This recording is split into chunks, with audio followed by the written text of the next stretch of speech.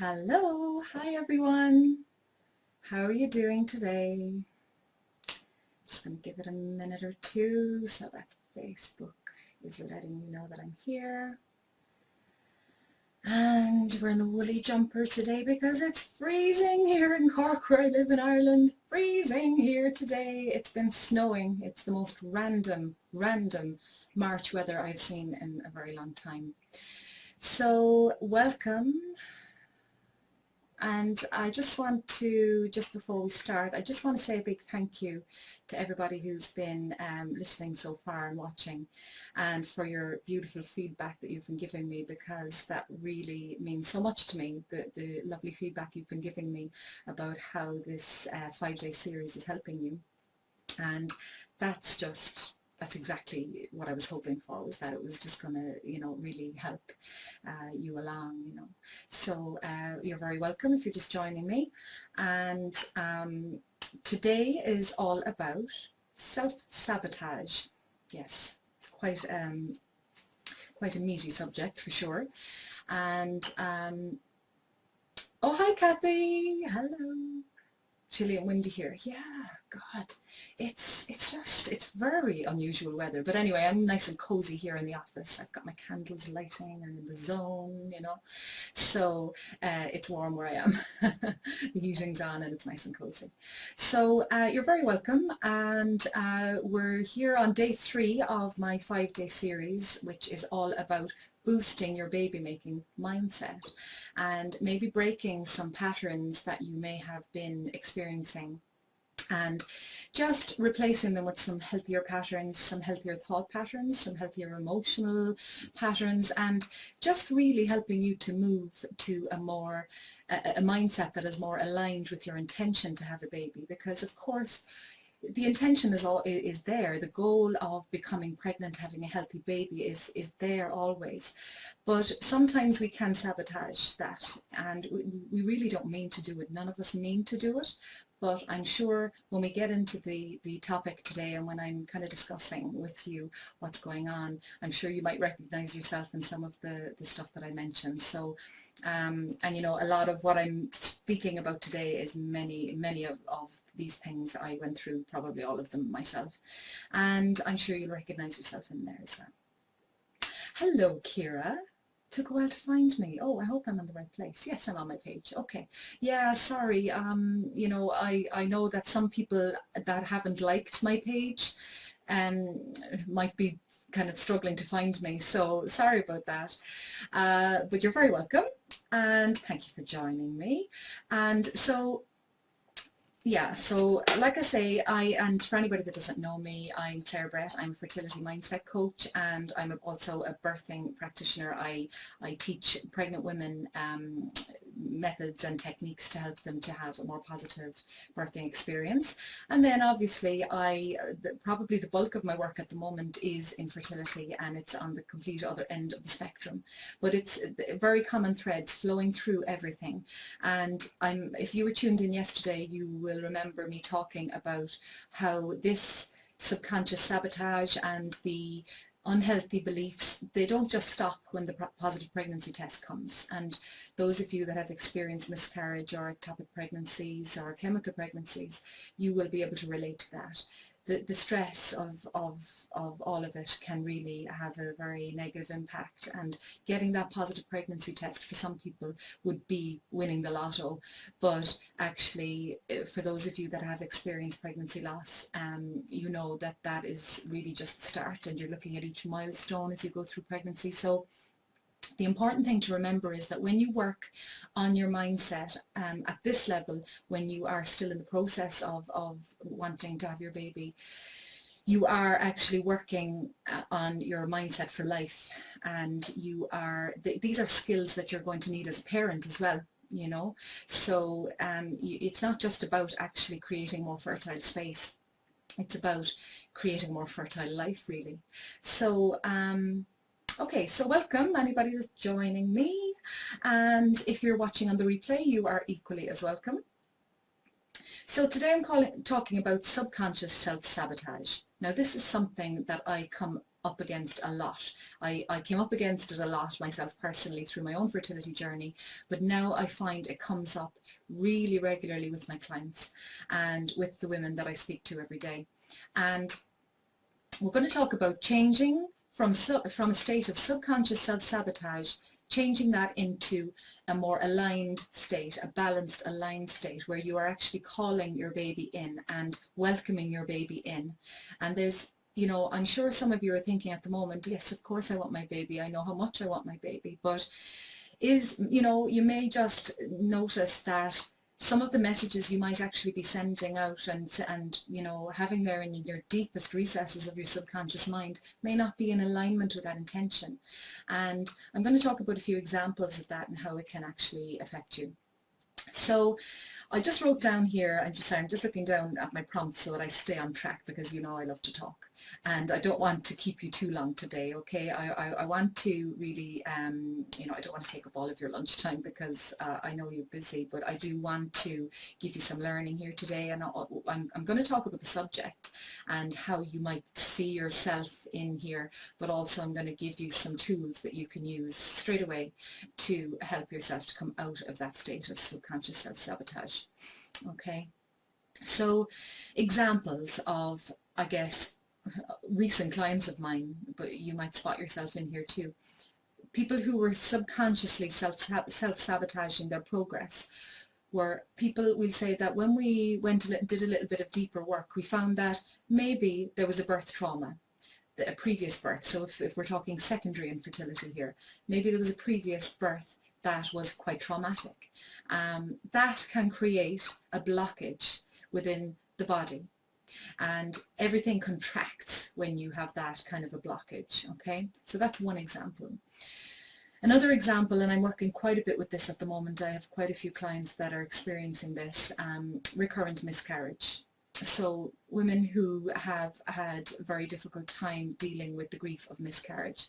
And there's somebody in particular who comes to mind who I've kind of appealed to her recently to, you know, just put everything on hold, because what she's doing is, you know, just and you'll recognize this, I'm sure, and I did this myself, where you know, you have an IVF, maybe it's successful, or maybe you have a natural pregnancy and it's successful, and you miscarry, or have an ectopic pregnancy, or have a chemical pregnancy, or, you know, all of those things. And you go again straight away. You're trying really quickly after again, or you maybe go and sign up for another IVF again. And this applies for people who've had failed IVFs too, because that is grief in itself, okay? And any of you that have gone through this know exactly what I'm talking about. And then they don't stop to think about, okay, is my thought process, my belief patterns, am I aligned with what I'm wanting to do here? And the message that comes through for women who experience miscarriage a lot of the time, very subconsciously, it's a quiet whisper, but it's in there because of the hurt, the pain, the disappointment that comes along with all of these things. What you tend to do is you subconsciously can block the process completely, because in your subconscious mind, becoming pregnant may not be safe. And maybe you have a belief, a really deep inner belief, that your body is incapable of holding a healthy baby. And so therefore, if you've got all of those messages at a very deep subconscious level, you've got that deep belief that it's not safe to be pregnant, or in the case of birth trauma, it's safe, okay, to be pregnant, but what if I can't give birth to a healthy baby? And another one that has come up a lot recently, excuse me, sorry, I just have a bit of a runny nose, I'm sorry about that. Another one that has come up recently as well is, was in secondary infertility, a lady that I was working with who, you know, had the first baby, and, oh, sorry, I just need to get rid of that screen, sorry about that. A lady who I was working with who had a healthy first baby, but there was a pattern within her family of that they were having, the first baby was healthy, and maybe the second baby had a health issue. Maybe, I think it happened with some family members, and therefore she had the belief that yes, the first baby, it can be healthy, but the second isn't. And we had to do a lot of work around that block, around releasing it, because it was very deeply embedded in her subconscious mind. Yes, it does make sense, Kathy, doesn't it? It really does. And so, yeah, so we've got birth trauma, miscarriage, another very, and you know, the possibility of not having a healthy baby. Another very common one is my lining is no good. My womb is not able to hold this baby, and I've had really poor lining on all my previous, and my endometrial lining has been really poor, and the measurements have been really poor previously, and that's just not going to be good enough. And I've been told by my doctor that if I don't have the numbers right, then I won't be able to successfully implant. And all of these things have a detrimental effect on your fertility ultimately. And I mentioned before, I've mentioned this many times, your mind decides whether to hinder you or help you on your fertility journey. It's that powerful. It just decides whether it's going to hinder you or help you. So if you are having these thoughts on a regular basis that it's not going to work, that it's just not going to happen for you, then your subconscious will win out. And remember, I said that your subconscious mind takes up 92% of your brain. The other 8% is your conscious mind. And we all go around day by day trying to solve our problems with our conscious minds, because that's our thinking, analytical mind. It's what we make decisions with. But the thing is that the 92% is what's got all the gunk. And sometimes people come to me, some of my lovely clients have come to me and said, oh, you know, can we just do the nice stuff and just, you know, build me up a bit? And can we just kind of not go to the icky stuff? I don't want to go there. And that comes up quite a lot. I'm feeling it's very dark here. I'm going to turn on a light. Excuse me. I don't know if that's any improvement, but hopefully you can see me okay. So when people just want to work on they want to do all the nice meditations, they want to do the kind of more surface stuff. And, you know, for some people, they're not as hurt, they're not as in trauma as a lot of the people that I would meet. And, you know, sometimes I would, after a discussion with somebody, say, you know what, I'm going to send you some stuff, let's see how you get on with it. And if you feel like there's still a lot of gunk that needs to be cleared out, then contact me, okay? Because the lovely Louise Hay, so some of you may know Louise Hay, she's a best-selling author and a thought leader on the mind and body and the connection between the mind and body. Louise Hay always says, you can't, if you want to clean the house, if you want to clean your house, you've got to see the dirt. And I'm a big believer in that. If you want to clean the house, you've got to see the dirt. And you can go around the houses with it, but ultimately you've got to face it somewhere. You've got to face the fact that if there is stuff deeply embedded in there, and there's deep pain and hurt embedded in there, it has to be dealt with somewhere along the line for you to be able to clear it, so that your baby knows that it's safe to come in. Because ultimately we connect with our babies. We connect with them very much at an energetic level first. I really believe that. And, you know, just even from my own point of view, even when all the odds were against me physically and I was told it's really never going to happen, and, you know, my husband was saying to me, listen, Claire, I'm okay with it just being the two of us. It's not the worst thing in the world if it's just us. But on a deeper level, I knew that my baby was out there. I always had this presence, a sense of a presence of my baby, and I knew that she was out there. And I don't know if you've ever felt like that, you know, so I think we do connect with them at an energetic level first. But also, they need to know that it's safe to come in. And what happens a lot of the time is that when we're stuffing down the emotion, and when we're saying that, sorry, the sun is coming in the door now, just a second.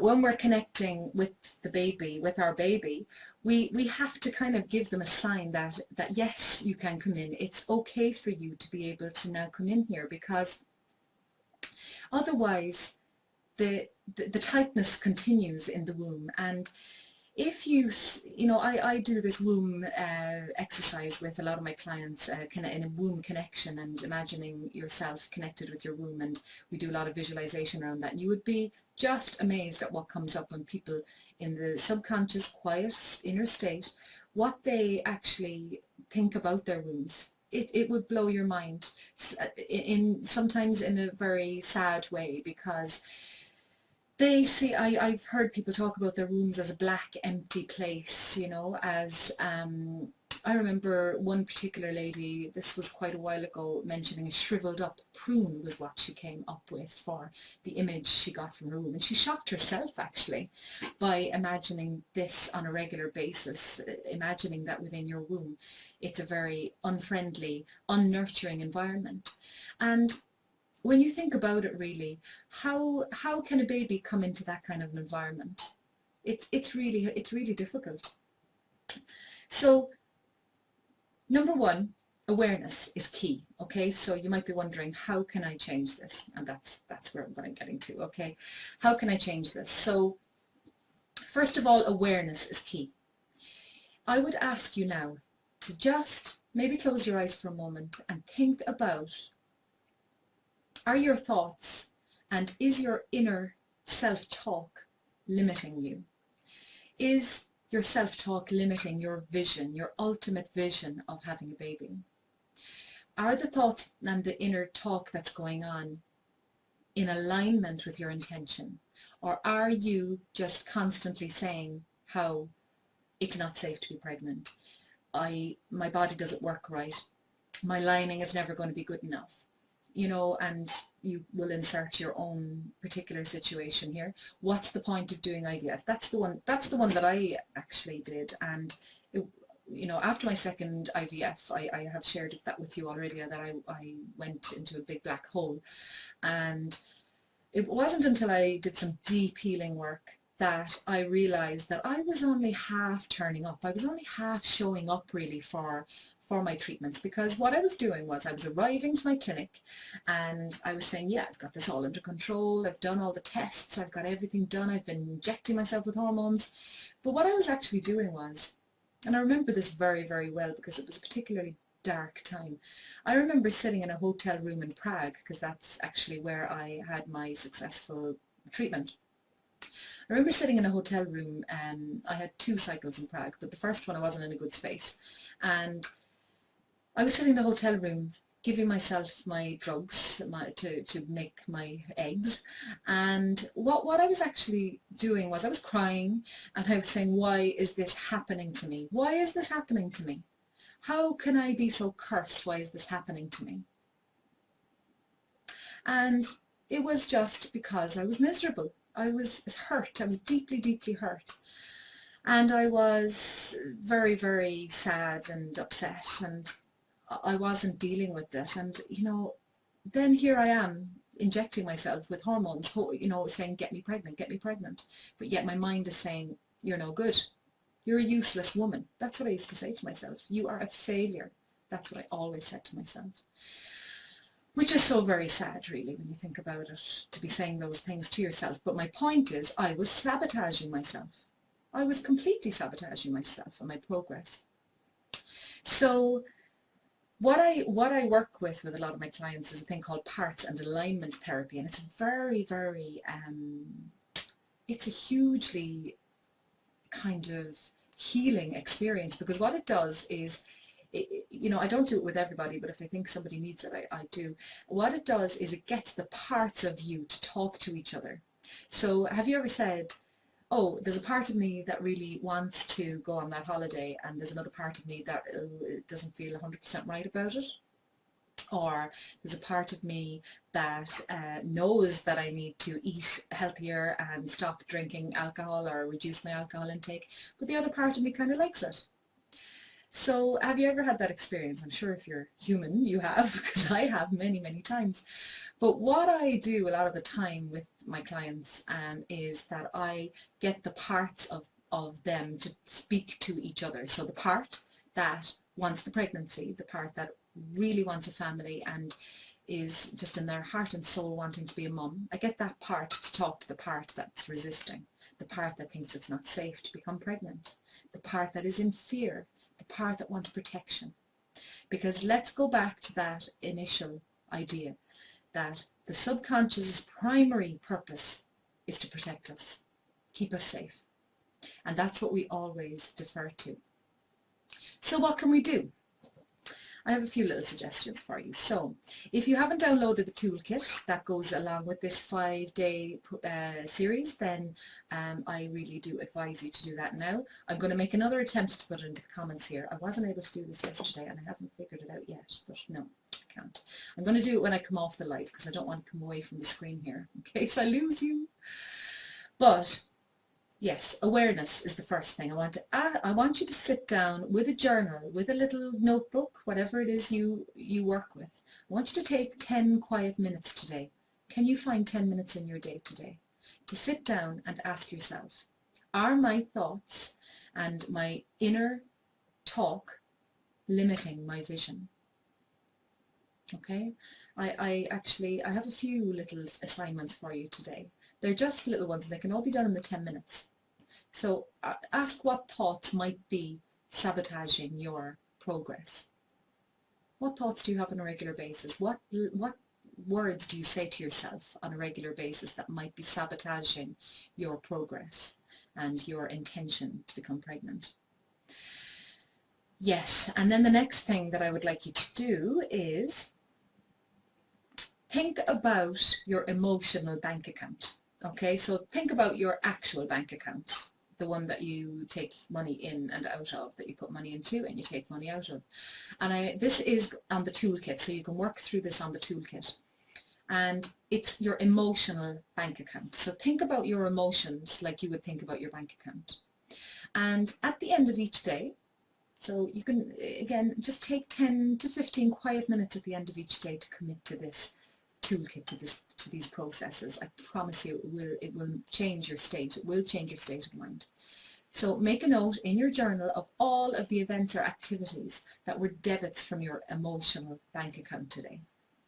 Fears, inner self-talk, the critical language that you might be using, stresses. I want you to make a list. Make a list on one side, your good stuff, your credits, and then on the other side your debits, the things that take away. And then, so that's your debits, the things that are making you depleted. So stresses, fears, panic, words that you say to yourself, language that you've been using to yourself today. Write it all down. What are the things that are debits in your emotional bank account? Then on the other side, I want you to put your credits. Okay, so on the other side, I want you to write down, make a note of all the events and activities that were a credit to your account, that actually have made you feel better about yourself today. Okay, and I want you to compare each day now. Notice the progress. You will notice the progress if you do it every day. Compare the amount of credits and debits in your account for the day. And if your account is in debit, I know a lot of yours is going to be in debit, of course, but that's okay because you are working on it. If your account is in debit at the end of each day, decide within the next 36 hours what it is you're going to do to bring it back into credit. You are the architect of your life. You are the thinker behind your thoughts. I promise when you change, when you take control, you can see amazing things begin to happen. And I promise that. I can never promise anyone a baby, of course. I would love to be able to, but I can't. But I do know that when you change your mind, you can change your life. When you change your beliefs, you can change your whole experience. And so if you can do that exercise, it's a really powerful exercise to do. Okay, now I know I'm giving you a little bit of extra homework today, a little bit more than yesterday and the day before, but I think you're getting a little bit stronger now so you can handle it, okay? And the subconscious mind needs repetition. So somebody asked me on Monday about, how long does it take for these things to kick in? And yes, it does depend on the person and how deep the wounds go, okay? Oh, thank you. Oh, sorry, I missed your comments, Kira. That's better. Oh, yeah, turning on the light, better. Yeah, and pulling down the blind. Great. Thanks. Kathy, the mind is so powerful. 100%. It is massive. I cannot stress enough how much the mind plays tricks on us here on this journey. And another little thing that I would like you to do, okay? And if you have a little notebook next to you or a pen, then, you know, I'll put it in the comments anyway what your little jobs are for today. And because I think a lot of the time we feel helpless, don't we? We just feel like, oh, you know, all these things are happening to me. Whereas when you take control and when you decide that you are actually going to fight this thing, you're going to do everything within your power to actually take control, you know, something triggers inside you, and I promise that it changes the neural pathways between your mind and body, which are the things that need to be altered for you to be in a more fertile physical state. And you know, I'm here, and Kathy is here today, and Kathy is also a fertility coach, and she's an amazing lady who works hugely with the physical body. She works a lot with improving your nutrition and creating the physical balance that is needed for a more fertile state, and that is massively important too. And she's the lady actually for all things to do with you know, supplementing, and she gives all these amazing recipes and great stuff to help you to stay in a fertile state of body. So we're kind of working, aren't we, Kathy, from we're working on the fertile house, if you like.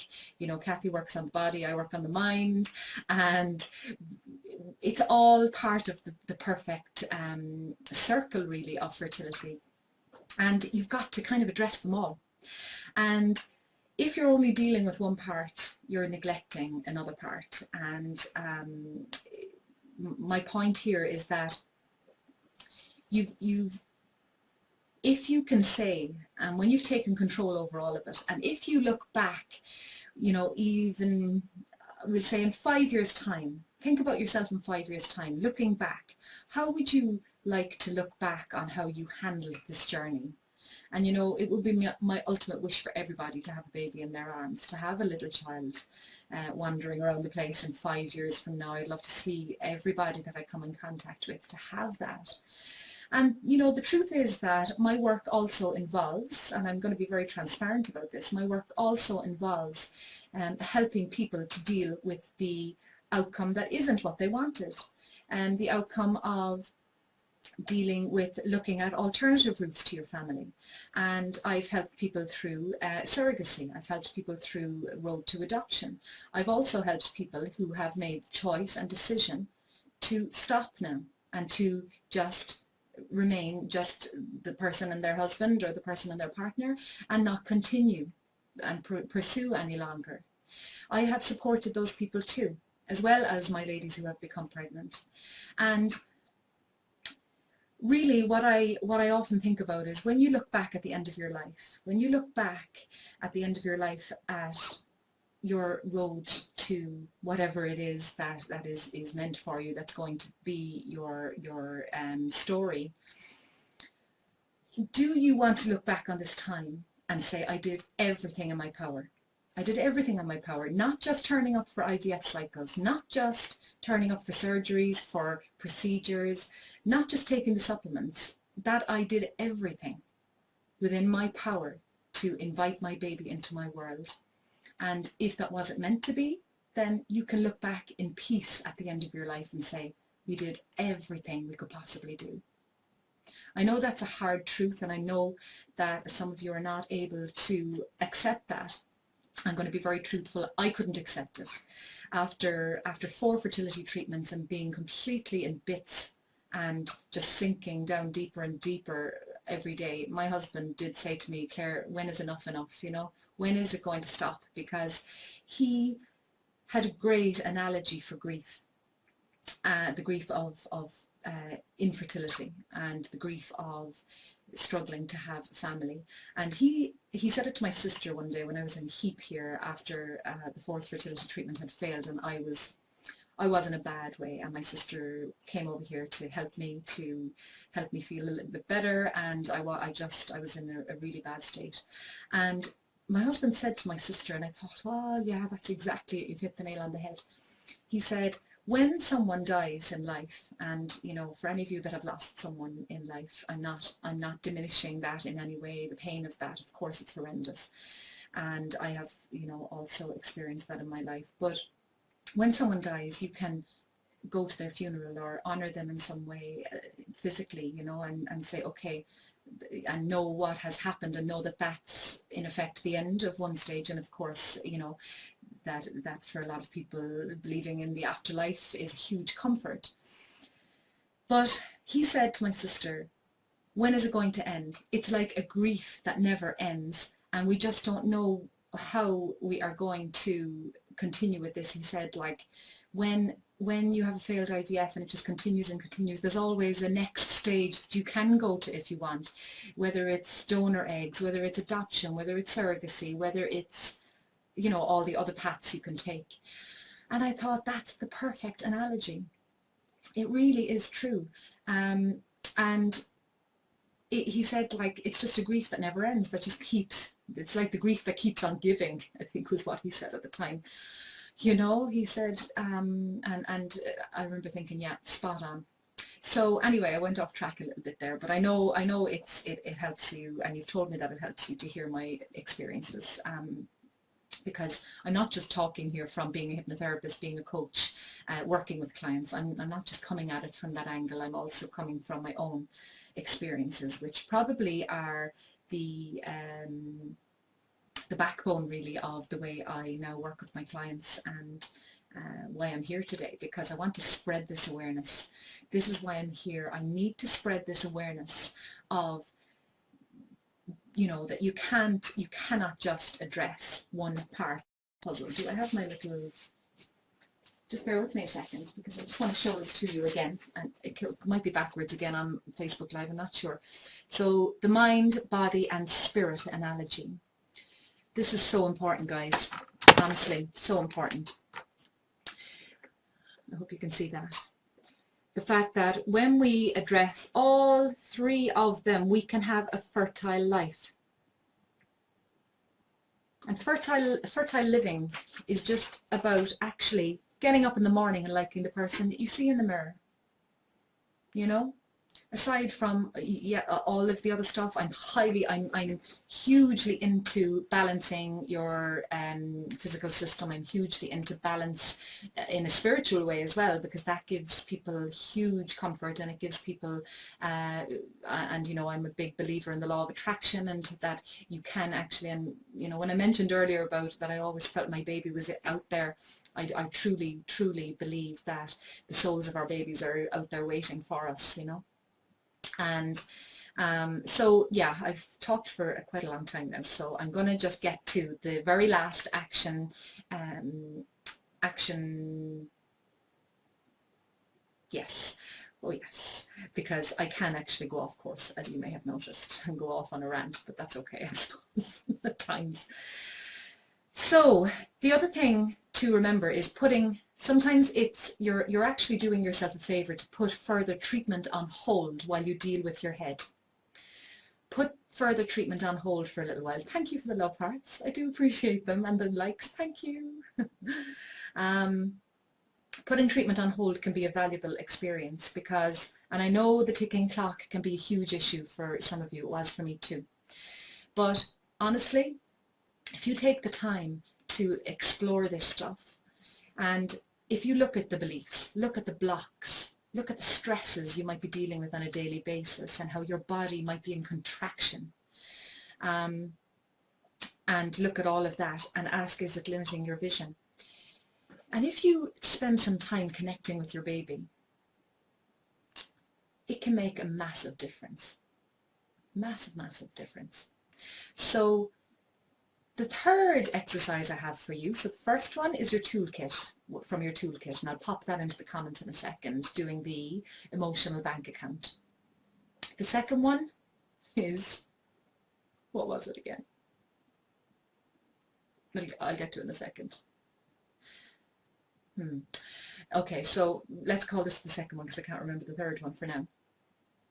Because I added it myself, it wasn't on my notes. So the second one is to write down a letter, write a letter to your future baby. And I know that can be possibly, you know, some of you might go, oh, I can't do that. I think you need to do that. It's important to do that. Write down a letter to your future baby. Write a letter to your baby and tell your baby how much you want your baby. Tell them how welcome they are in your life.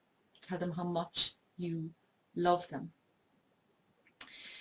And the other thing that I would like you to do is just imagine embodying pregnancy. Imagine really embodying being pregnant and what that would feel like for you. And if that brings up fear, then it's a good sign that you need to think about just, you know, what are your saboteurs? Oh, that was the second thing. Yes, I remember now. So number one was you're working on the emotional bank account. Number two is writing down the things that you think might sabotage your progress, the things that you say to yourself, the thoughts that you have, what could be stopping your progress. And then I want you to write your letter to your baby. And if there's discomfort coming up when I say that, I hope you'll be able to fight through it and do this, because it can be a hugely healing experience to write a letter to your future baby, to say how much you want the baby, how much you love your baby, and to just say to your baby, you're welcome in my life. I want you so much. We've got a lovely home here for you. Your daddy wants you. And even just saying things like, my heart is open to receive your love. My womb is a safe, nurturing home for you. Okay, now I'm repeating some affirmations here that you'll find in my free resources on my fertilityfootsteps.com page. And these might help too, actually. You know, I'm just saying I am worthy of being your mum. I want to be your mum. I love you. How many of you have done that?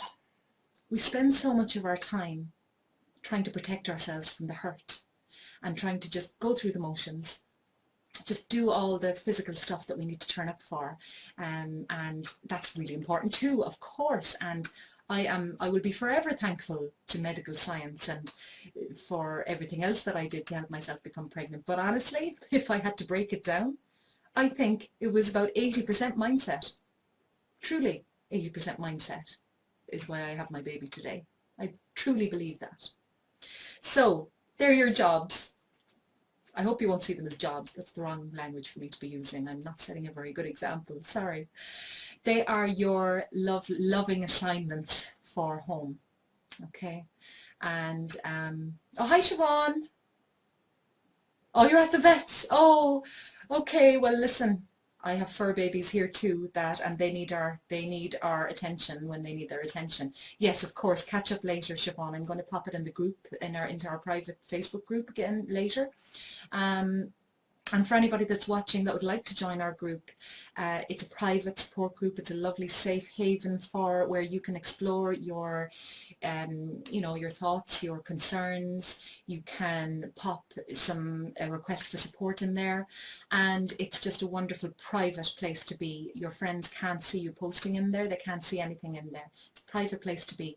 If you want to scroll up onto my my banner of my main page, you can just click on that and join. And request to join. Okay.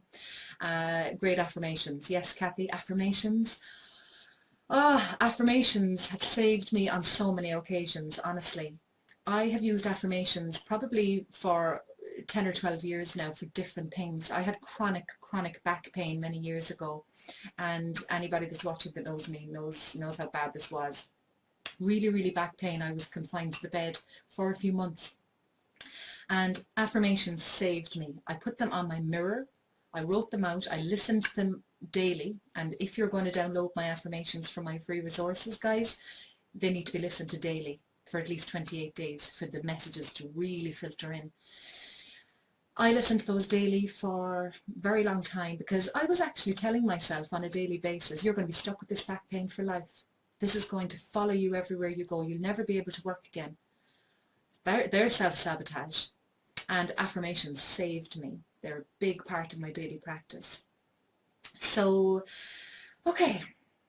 God, I feel like I've been talking for ages. I have been talking for ages. Thank you for staying with me. I've been meaning to do this for half an hour tops, but you know, I'm just passionate about this stuff, guys. It's so important. So now I'm going to just hold on for a few minutes if anybody has any questions, if you need any clarity on what the exercises are that you need to do. I will pop some links into the comments there in a second. And actually, while I'm just waiting for any comments or questions from you, I'll see if I can actually put the comments in on my phone here, or sorry, put the links in on my phone. If I can find myself live here. So I hope today has been helpful. And I'm really loving this series actually, and I think it's great awareness really, and you know, it's kind of healing for me too actually to talk about all this stuff, because I did a lovely soul path reading with a really lovely lady recently, and you know, she actually told me that my healing from my fertility journey wasn't 100% done yet. She said, you're probably about 90% there. And I think that a lot of this is healing for me too. So it's all good. So does anybody have any questions? I hope that you are feeling clear about the things that can be done now to help this. So just to recap, you're going to do your emotional bank account exercise on your toolkit tonight, hopefully, if you have time. All of this stuff will only take possibly about 10 minutes, 10 to 15 minutes, guys. It won't take that long. Affirmations, you can listen to them pottering around the house. You don't have to be in a relaxed, you know, going to sleep state to listen to those things. And you can just do your exercises for 10 minutes. So your emotional bank account, you're going to write down the things that sabotage you. And thirdly, if you can get time to listen to affirmations, that is highly, highly recommended. And I think I can actually pop this in here now as I'm speaking to you. Yeah, okay. So just bear with me for just a second. Any questions, guys? Hi, Christina. Oh, we love your passion. Oh, yes. Well, I'm very, very passionate about this. Am I a bit too passionate at times, maybe? I know I do talk a lot, don't I? Yeah. But look, you know, if I think this is helping you guys, I'm just really happy about that. You know, and I know that it's helping because a lot of you have reached out to me and told me that it's helping you a lot. So I'm so happy about that. Means an awful lot to me. Oh, let me tell you about tomorrow actually while we're here. So we have 2 days of our series remaining. So tomorrow is day 4 and we're going to talk about the need to control on this journey. Yeah, needing to control everything and changing that from the need to control to surrender, flow and allowing things in. Surrendering, trusting and allowing. That takes a lot of work, but you know what, it's possible and we can really do this. So I'm just gonna pop this in and hopefully you'll see it there. I'm popping in the free resources into the comments now. I'm hoping you can see them. I've done that on my phone. So that's the free resources where you find your affirmations. And actually, what else can you look at in there? Yeah, there's lots of other free resources in there as well, actually, that you can take. And yeah, I can hear myself coming back there, which is quite odd. So tomorrow, needing to control on this journey to surrender, flow, and allowing. Wouldn't that be nice? That's what we're going to cover tomorrow. Let's do this. Let's keep doing this. And, you know, if you can, do the exercises in the toolkit. I'll pop that link in just a second. Do those exercises in the toolkit because you can track your progress and that makes a huge difference. So thank you for joining me. I don't think there's any questions. If you want to ask me a question later, just pop it in the comments. I'll come back to check later. And if you want to join the free group, please join me. We would love to support you and help you. It's a private environment. Nobody will see that you're in there from your own friends. Do join us, and it's a wonderful, inspiring place to be. It's a supportive place. And you know my catchphrase, you know, you are not alone. And it's very much a case of that you should not have to walk this path alone. I don't want you to. You don't need to. Join us. See you tomorrow, guys. Thank you everybody for joining me. I really do appreciate it. It means an awful lot to me. So take care and see you tomorrow. Bye. Bye-bye. Hi there. Hello, everybody. It's Claire here again. I hope you're all well today. And I think you might be seeing me a little bit clearer today, hopefully, because I now have Facebook Live on my computer, which is great. So hopefully you can see me a little bit better than you did yesterday. That wouldn't be hard. So you're very, very welcome. And I'm just holding on there for Facebook to let you know that I'm here, to let people know that I'm here. So just as we're joining and just as we're starting, I just wanted to let you know what this is all about. This is day 2 of our 5-day series, which is all about building your ultimate fertility mindset, okay? And sorry, I just want to check that I'm actually where I'm supposed to be here for a second. Checking my phone now. I'm doing it the other way around now. Oh yeah, I can see that somebody's here. Oh, hi Siobhan. Oh, thank you. Thanks for that. Great. So I'm here. That's great. I don't need to check my phone. So you're welcome, Siobhan. How are you doing?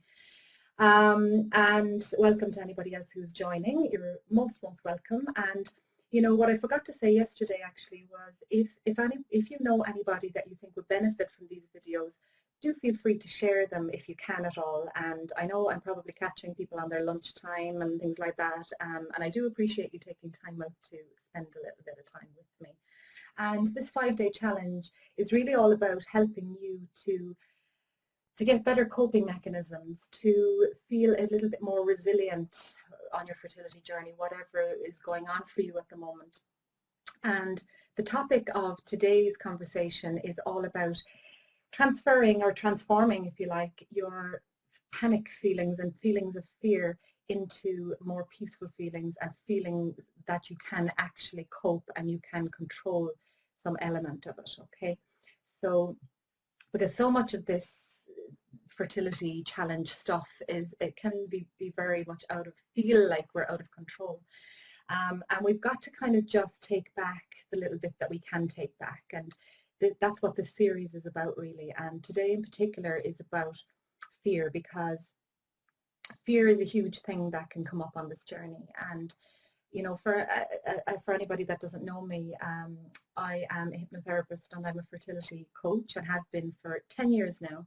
And I'm also a pregnancy teacher. I teach hypnobirthing, which is a positive birth education class to people who are very scared of childbirth for whatever reason. And that's my background, but also then I've got my own very difficult fertility journey in my pocket.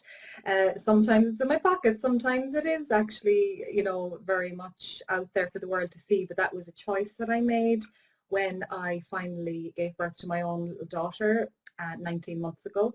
I decided, with my husband's consent of course, because when we were going through it at the time, we didn't really share it with a whole lot of people. I'm sure many of you will relate to that. But you know, I spoke to my husband and I just said to him, listen, if I'm going back into my fertility work, I'm going the full hog. I want to be very transparent so that I can share, you know, how I was able to get myself to a better place and how I ultimately feel I was able to reach that place where I became pregnant and was able to give birth against the physical odds, because I was told, again, those of you that know me know the story, but just to let anybody that's watching this on the replay, even if you're watching this on the replay, you're very welcome to. And that's how I am doing this work now. I'm doing this work more than I ever did it before, just because I love it. I am so passionate about it, and it's work that's really needed, I feel, because there is still a huge shroud of, secrecy around people struggling with fertility challenges. And I know that when women are going, specifically women, because it's mainly women I work with, they find that they can feel very isolated and feel very alone. And when I was going through my own journey, I found it very difficult to speak to people in my regular world about it. And I did have times when I felt like I was very, very alone in this. And I just decided I wanted more for other people. I wanted this to be not so much of a journey that you have to walk alone, a path that you have to walk alone. Okay, so yeah, the topic of today is about turning fear and panic into finding peace and finding your inner spark again, because I know we do lose that inner spark along the way. So yesterday we spoke about beliefs, which is a very, very important subject, and we spoke about all of the, hi Kira, hi, how are you doing? Thanks for joining. We spoke about beliefs and how they affect us at a deep level, and how if our beliefs are not in alignment with our intention, we can run into trouble. Okay, so today is about panic, and I want to start this kind of lesson. I'm going to break it down into just giving you a little bit of an insight into what went on for myself and how I dealt with it. And then I want to give you one or two small little coping mechanisms and ways to help yourself to deal with fear and panic, okay? And I promise I'm not going to talk for 55 minutes today. I promise I will keep it shorter than that, probably 20 minutes to half an hour. So hopefully you'll be able to stick with me. And I do understand, it's a busy day, and I do appreciate you being here. So fear, first of all, fear is something that comes up, I'm sure you'll agree, many, many times on this journey, because there's many things to be feared. Fear of the unknown, fear of, will I ever actually have a child? Fear of, what if this IVF doesn't work? Fear of, what if I go for the scan and it shows that I don't have any follicles? Fear of, what if I go for the scan and the lining isn't right? And what if they're going to tell me that my eggs are useless? I don't need to go on, but you get it. And that fear is very unhealthy. That fear can create a real tightness and tension in the reproductive system. And there are 3 universal fears. And if you think about what's going on for you right now on your particular journey, think about whether your fear comes into one of these brackets, because all of our fears come into one of these. So the first fear is the fear of not belonging. The first universal fear is the fear of not belonging. And that's when I can really relate to the fear of not belonging, because I really went through very long periods of feeling like I was an outsider amongst my friends, feeling like I was the only one who, just didn't get the memo about the baby.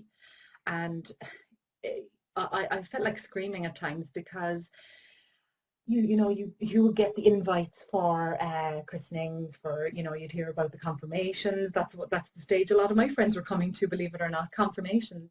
The christenings, the birthday parties, and I did find myself a lot of the time making excuses, but I'm really lucky that I have a fantastic group of friends who got it, and only said to me afterwards, we didn't know what to say, we didn't know what to do, and that's understandable too. So the fear of not belonging is the first universal fear that we can experience. The second universal fear that human beings experience is the fear of not being enough, or not being good enough, more specifically. So am I right in saying we feel that a lot when we are struggling to have a baby? The fear of not being good enough, or just not enough. And we can tend to feel that we're not good enough as a woman, as a wife, maybe a partner, and insert your own thing here about where we're talking about the fear of not being good enough, because it can affect people at very different levels. And then the third universal fear that I think really can be related to the fertility journey is the fear of not being loved. Okay.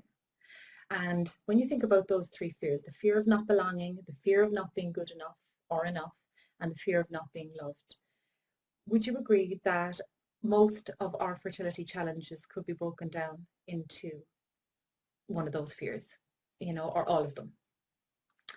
And the thing about fears is that fear is very much, fear, protection and control are very much about becoming safe, and when we fear things and when we're trying to control things, it's all about the need to feel safe. And the thing is that the fear, we might mistakenly think the fear is keeping us safe, but actually the fear is blocking us from moving forward.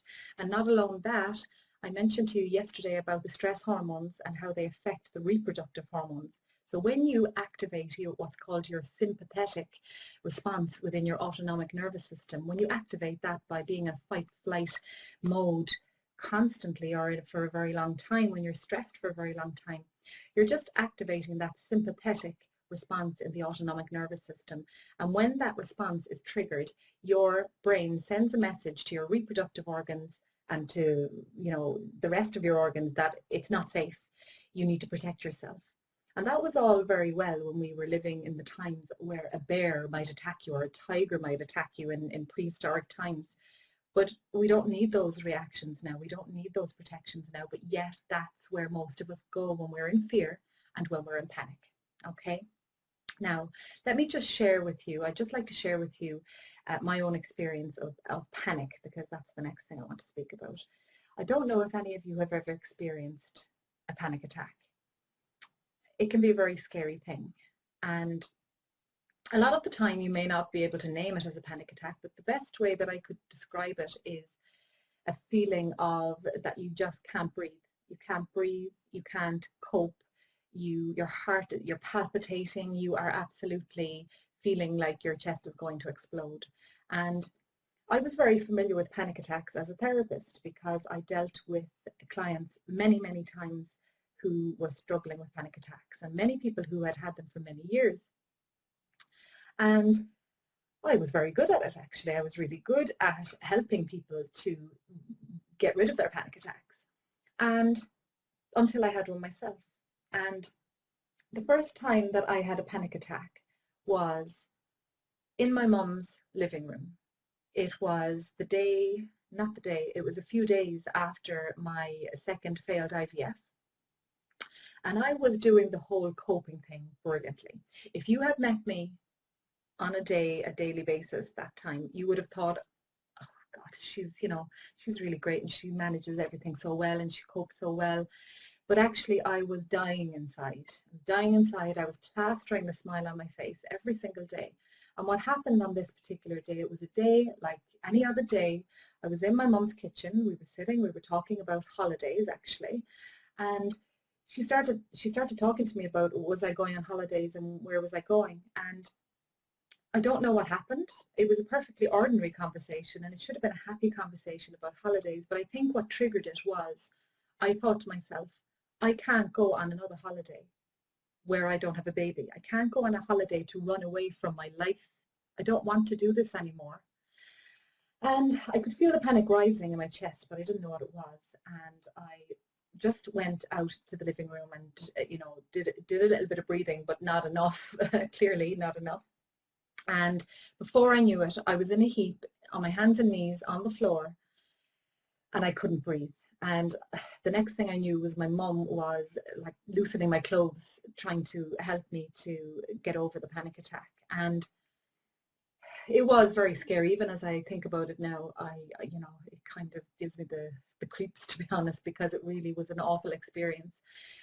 But when we have panic attacks, it's our way of protecting ourselves from any more hurt. But my point about panic and fear here is that it's a result of trying to stuff down the emotion for too long. It's a result of just going through the motions every day, just getting up, doing what you've got to do because you have to do it, but never actually looking into your mind and seeing how you're being affected and how it's actually kind of really damaging you.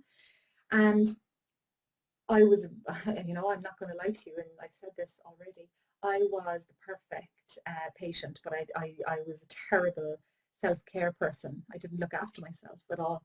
And the thing about panic is that things became so intensely difficult at that time. I just found it too difficult to bear. I just found it all too hard to bear, to be honest, because that's what happened. I found it hard to bear, but I wasn't speaking about my feelings. I wasn't actively, daily doing something to improve my self-health, improve my my actual self-care, you know, and that needed to be looked after on a regular basis, and it really needs to be looked after for everybody else.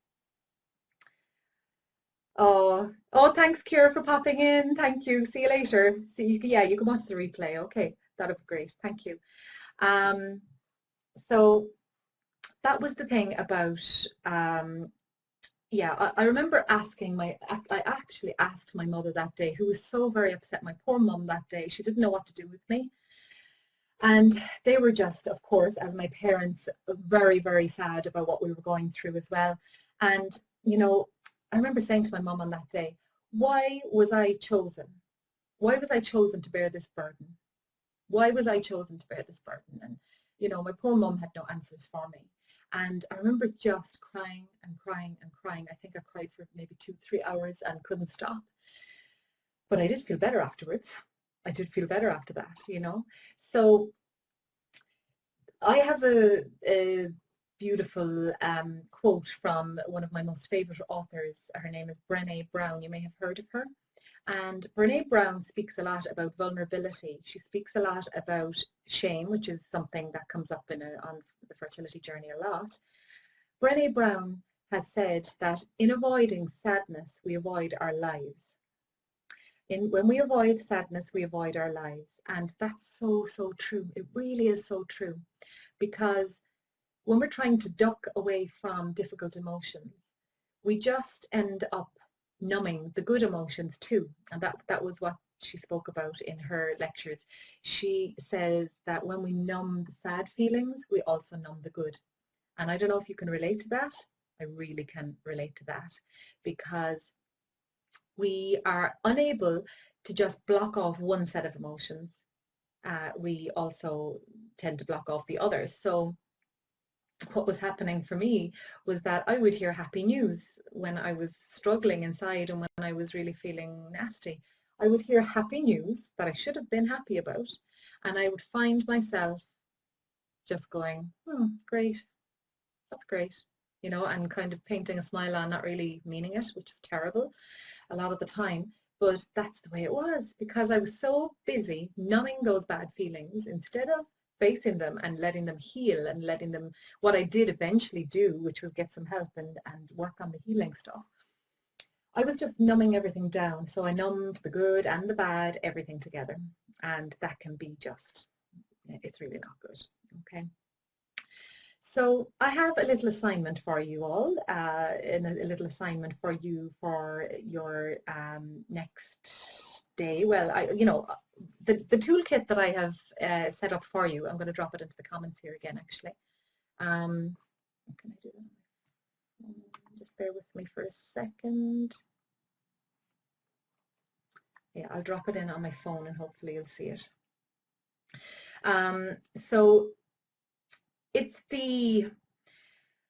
what it is breathing. Breathing can be hugely important when you are having a panic attack or having feelings of panic rising in you. If that's something that you experience, then coming into the breath is very, very important. And I'm going to do a little exercise with you now to help you to tune into something like that. And it really can help you. And breathing while saying very simple affirmations can be extremely effective for reducing panic. And when I've worked with many people over the years for dealing with panic attacks, and I have found that when you focus on the breath, each time you focus on the breath, it makes all the difference. Excuse me, I just want to drop the toolkit into the comments so that you can actually get them again this evening, you know. Just bear with me a second. Sorry, my apologies. Oh, there's myself. Joys of Live Facebook.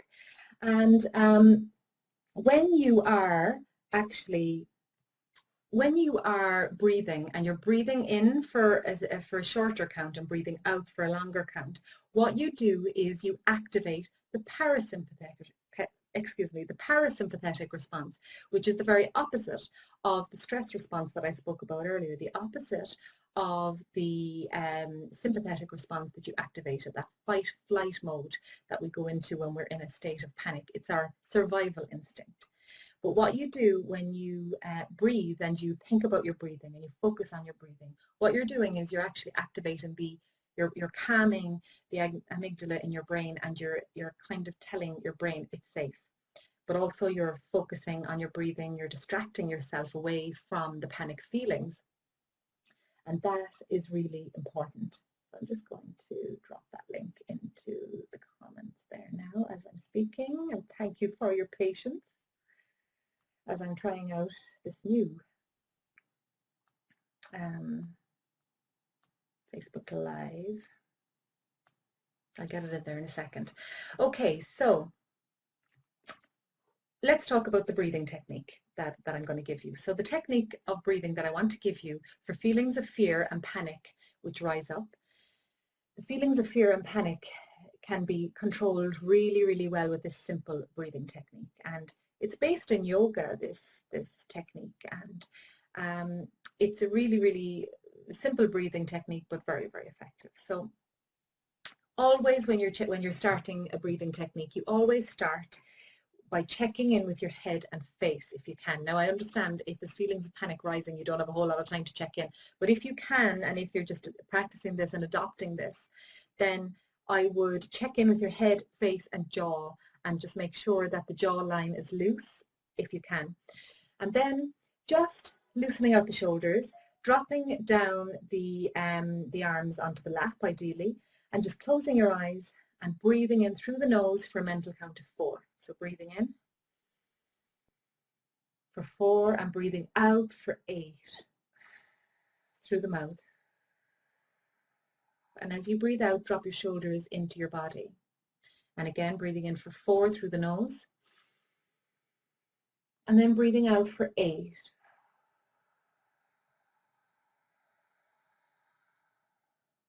Breathing in for 4. And breathing out for 8.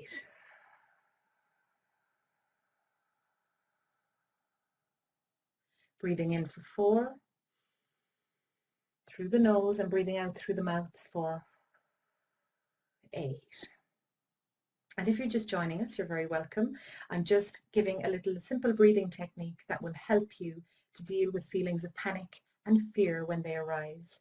And what this 4 and 8 breathing does is, number 1, it distracts you from the panic thoughts.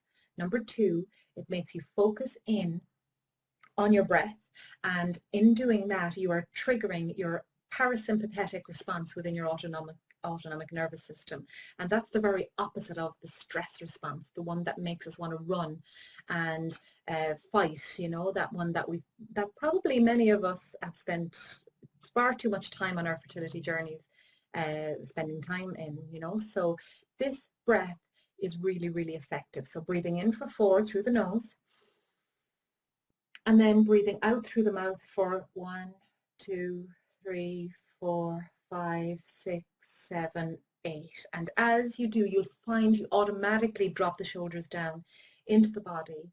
And it's really impossible to be doing that kind of breathing and be in panic at the same time. It's like trying to laugh and cry at the same time. You just can't do it. So you're either in one state or another.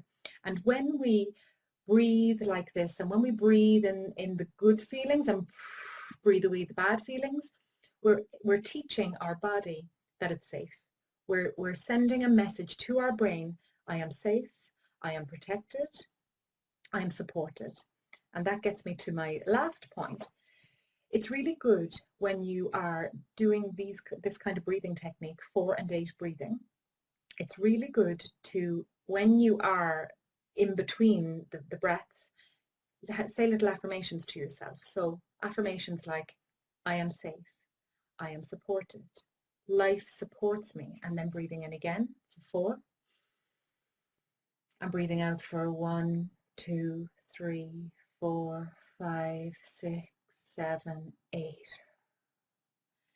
And just before you take your next breath, just saying another little affirmation like, I am protected, I am safe, I am loved. I am protected, I am safe, I am loved. And then another 4 and 8 breaths. So breathing in for 4 through the nose. And then breathing out for 8 through the mouth. Now, I understand that when you're in a state of panic and fear, it's really, really hard to tune in to a safe, protected kind of a feeling. But I promise you, if you default to this, the next time you feel in a state of panic, it really will bring you out of it. I've done this with many, many different people in different scenarios over the years. And I remember in my very first months of being a hypnotherapist 10 years ago, I remember somebody having a panic attack, a client of mine having a panic attack, and using this breathing. I hadn't even learned it, I don't think, at the time, but I just instinctively decided to use it with this particular person. And this lady was having a pretty bad panic attack. And instantly, within about 4 or 5 minutes, the panic was over, it was gone. And she trained herself with that technique and with many others that I have used since to, no longer suffer from panic attacks. Now, I hope that you never have one, but I just wanted you to be able to cope and to feel like you have some level of control if you do have one. And even if it's not a panic attack as such, or it doesn't feel like that to you, even if you are experiencing an overwhelming sense of fear, an overwhelming sense of sadness, of grief, of, just those feelings that come up on a daily basis, upset and disappointment, all of that stuff. If you're feeling that, this is a fantastic breathing technique. If you do it for 10 minutes, that's all that any of these techniques take, is 10 minutes. So the one yesterday that we did was writing out your beliefs, writing out that you are the new belief that you would like to have, and also answering those questions that make you actually decide, are my beliefs real, or are they actually just something that I have developed because of my difficult time that I'm having. When you do those exercises, it takes 10 minutes out of your day, but it can make a huge difference. And over the course of a few weeks, if you do an exercise a day, an exercise every day for the 5 days that we're doing it, and if you do that again next week, and if you do it again next week, and if you even listen to my fertility affirmations that are on my free resources, if you do those things, you will see a change in how you are feeling about your fertility issues, okay, and what you're going through at the moment. Now, I'm going to drop into the comments in a moment, I'm going to drop the toolkit. So I've made a 5-day toolkit so that you can follow along with each day, and you can put what we've done into action each day, okay? And today's exercise is the 4 and 8 breathing technique. And I'm going to pop that into the comments. I just need to do it in a second because I don't actually know on the desktop how to get it in there. I thought I was going to be able to get it in there, but I don't seem to be able to. So I'll pop it in there when I'm off this call. And I will then, tomorrow, what we're going to be covering tomorrow is we're going to be covering subconscious self-sabotage. That's a big one, subconscious self-sabotage. None of us mean to do it, but we do it all the time, all the time. And oh, thank you very much for the thumbs up, and hello to anybody who's joining me, and you're very, very welcome. And if anybody has any comments here while I'm just going to discuss what we're covering over the next few days, if you have any comments or questions, do pop them in. I understand that you may not be able to and you might not want to, and that's absolutely fine. But I'd like to help you as much as I possibly can while I'm here this week doing this 5-day series. So, do ask me anything and I will do my very best to answer it. And it's hello Kathy. Hi Kathy, how are you doing?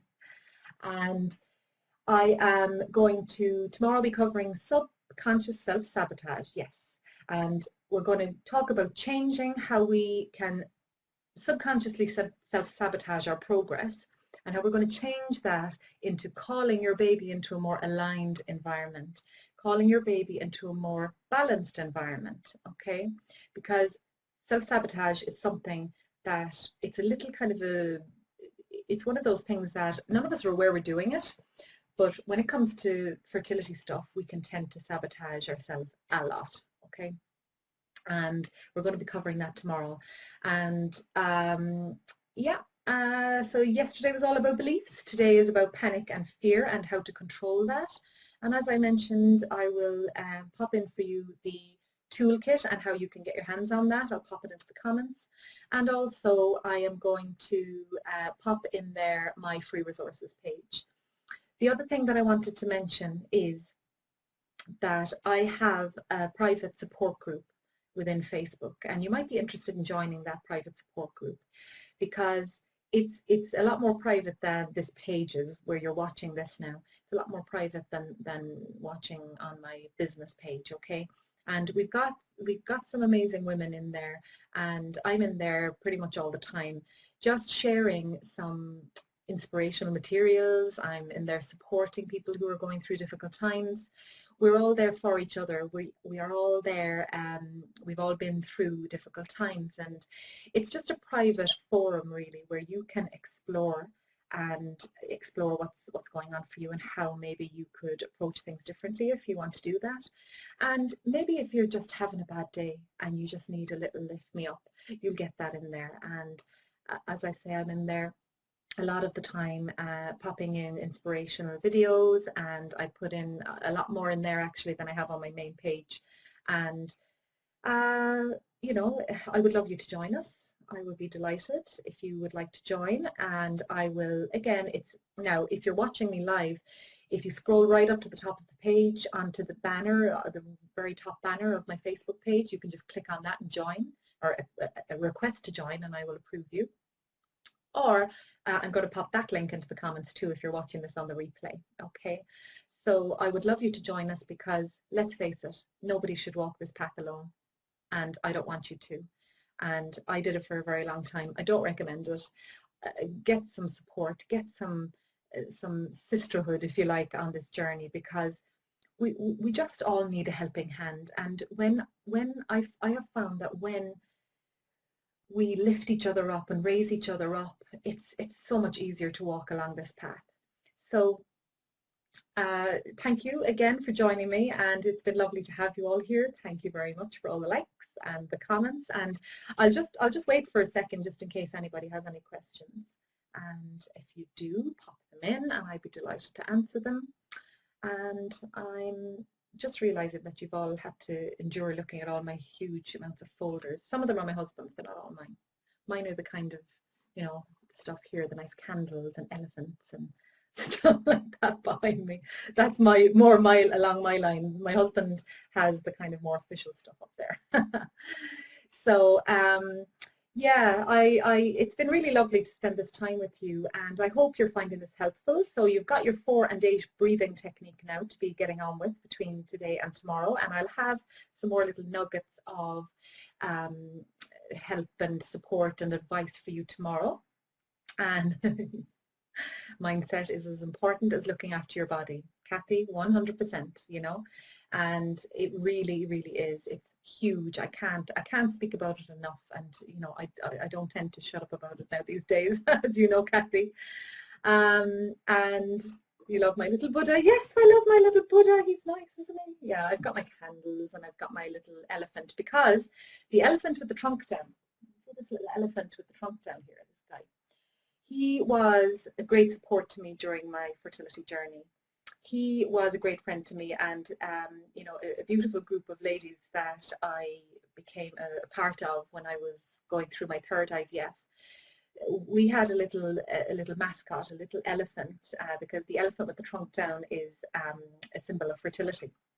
And we actually used to post this elephant around to each other. The next person that was having an IVF cycle, we would post the elephant onto the next person.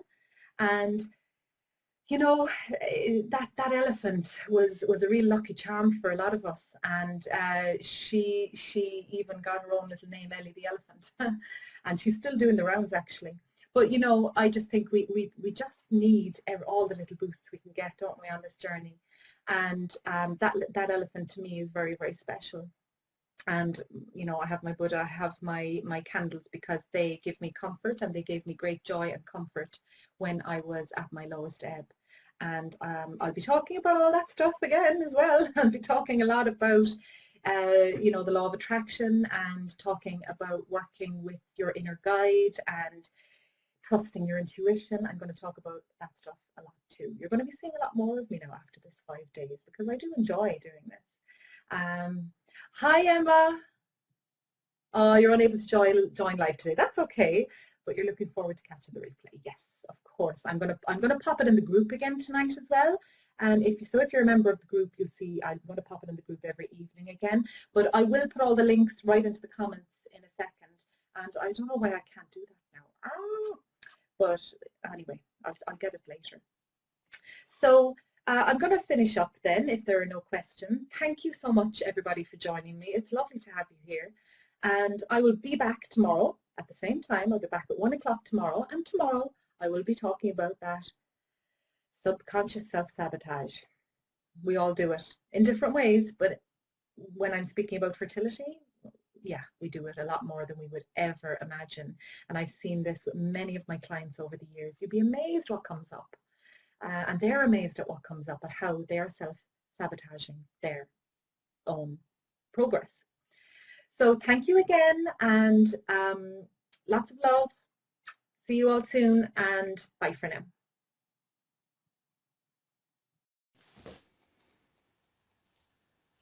Hello there, hi, it's Claire here. Just waiting for Facebook to let me know that I'm here, and I hope you can see me okay. Hi, you're very, very welcome. And I hope I'm not too blurred here. I've had to put the blind down because it's such a beautiful, beautiful day here in Cork in Ireland, and a really fantastic spring day. And it is just a joy to see. So I'm just giving it a moment until Facebook is letting people know that I am here. And actually I'm just going to go and pull up the blind a little bit so that you can see me a little bit better, okay? Just excuse me.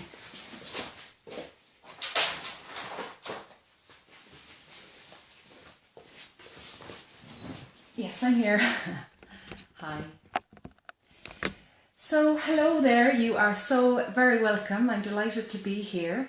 And my name is Claire, and just as Facebook is letting people know that I'm here, I'm going to just speak a little bit about why I am here and why I am doing this kind of work, but also to go through with you the 5 days of this fertility mindset series. Now, originally I was calling it a challenge, but I decided not to call it a challenge in the end, because I just thought, you know what, you have enough challenges to be dealing with on a daily basis when you are struggling to have a baby, so you really don't need any more.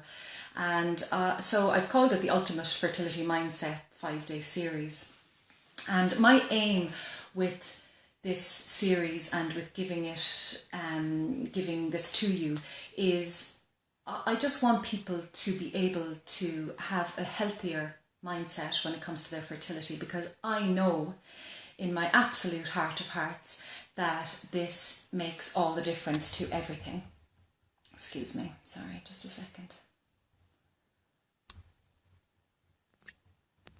I'm sorry about that. And so, you know, the official bio with me is that I'm a hypnotherapist. I'm also a hypnobirthing practitioner and have been for nearly 10 years now. And I'm a fertile body method practitioner too. And I've been doing that work for a very, very long time now. But that side of things really doesn't have as much importance to me, and it probably doesn't to you either, because what's really important is the fact that I have used these techniques myself many, many times, and also I know the importance of keeping your mindset healthy because I learned it on my own very difficult fertility journey. When I was 35 years old, I was diagnosed with diminished ovarian reserve, and I was told that the likelihood of me becoming pregnant naturally or even with fertility treatment was extremely low, extremely low. And that was, as you can imagine, a massive blow. I'm sure anybody that's watching this is currently going through that right now. And it can affect you at the deepest level. It can affect you heart and soul. It affects your everyday life. The pregnancy announcements can just become absolutely heartbreaking. You know, even scrolling your social media can just become a painful exercise when you are unable to become pregnant. And I remember it so well. And I've put together this 5-day series because I really wanted you to be able to have something to help you to get to a better place. And the work that I do now is very much working mainly with women. I do work with men too, but it's mainly women who I work with them to remove their emotional blocks to conception.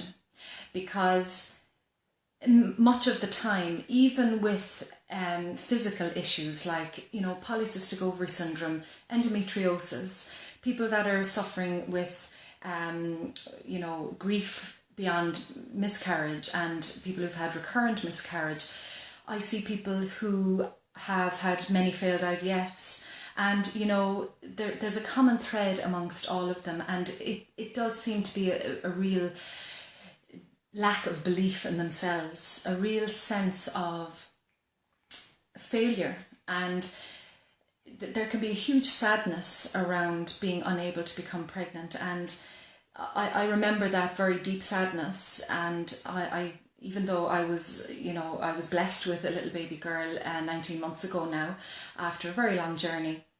But my point here is that I really believe truly in my heart and soul that I would not have my daughter now if I hadn't addressed my mindset issues, because you would have thought that a hypnotherapist and fertility coach would have looked after her mindset, wouldn't you? But I didn't. And I think I kind of thought that I had it all sussed, you know. And because I was doing all the right things, and I was taking all the supplements, I was watching my nutrition, I was turning up for all my IVF appointments, and you know, being the good patient, if you like, I thought that I was doing enough. But actually, after 4 failed fertility treatments, it was my husband who intervened actually, and just informed me that, you know, I was going under. Now, I guess I didn't want to know that I was going under. I was sinking, and I was finding things very, very difficult on a daily basis. And I guess I was probably one step away from, you know, becoming mentally very damaged from what was going on with me. So my husband intervened, and he just, you know, asked me if I would actually go and get some help for myself, which I resisted because I'm the kind of person who normally has everything under control, and I'm the kind of person who thinks that she has it all sussed. And I guess I didn't want to ask for help. I guess I didn't, even though I know the huge power of the mind. I guess I just didn't put the huge importance on it because I was doing everything else right in my eyes. I really felt like I was handling it all. So the 5-day series is all about addressing aspects of a healthy mindset, and I want to just go through with you the way that the 5 days is going to pan out and how you can get the most out of it, because I really would love you to be able to enjoy this 5 days and see a difference at the end of the 5 days is ideally what I'm hoping for you.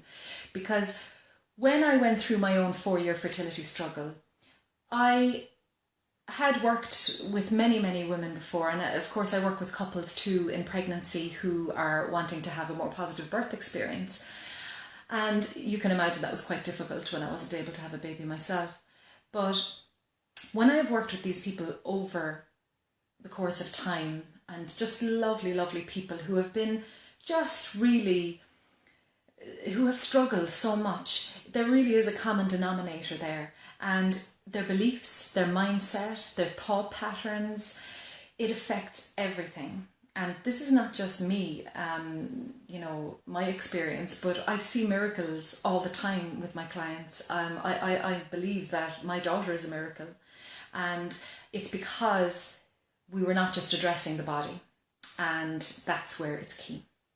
So I'd like to just run down how the 5 days is going to pan out so that you have an idea of the content. I'm just going to move the phone slightly so that I have more light.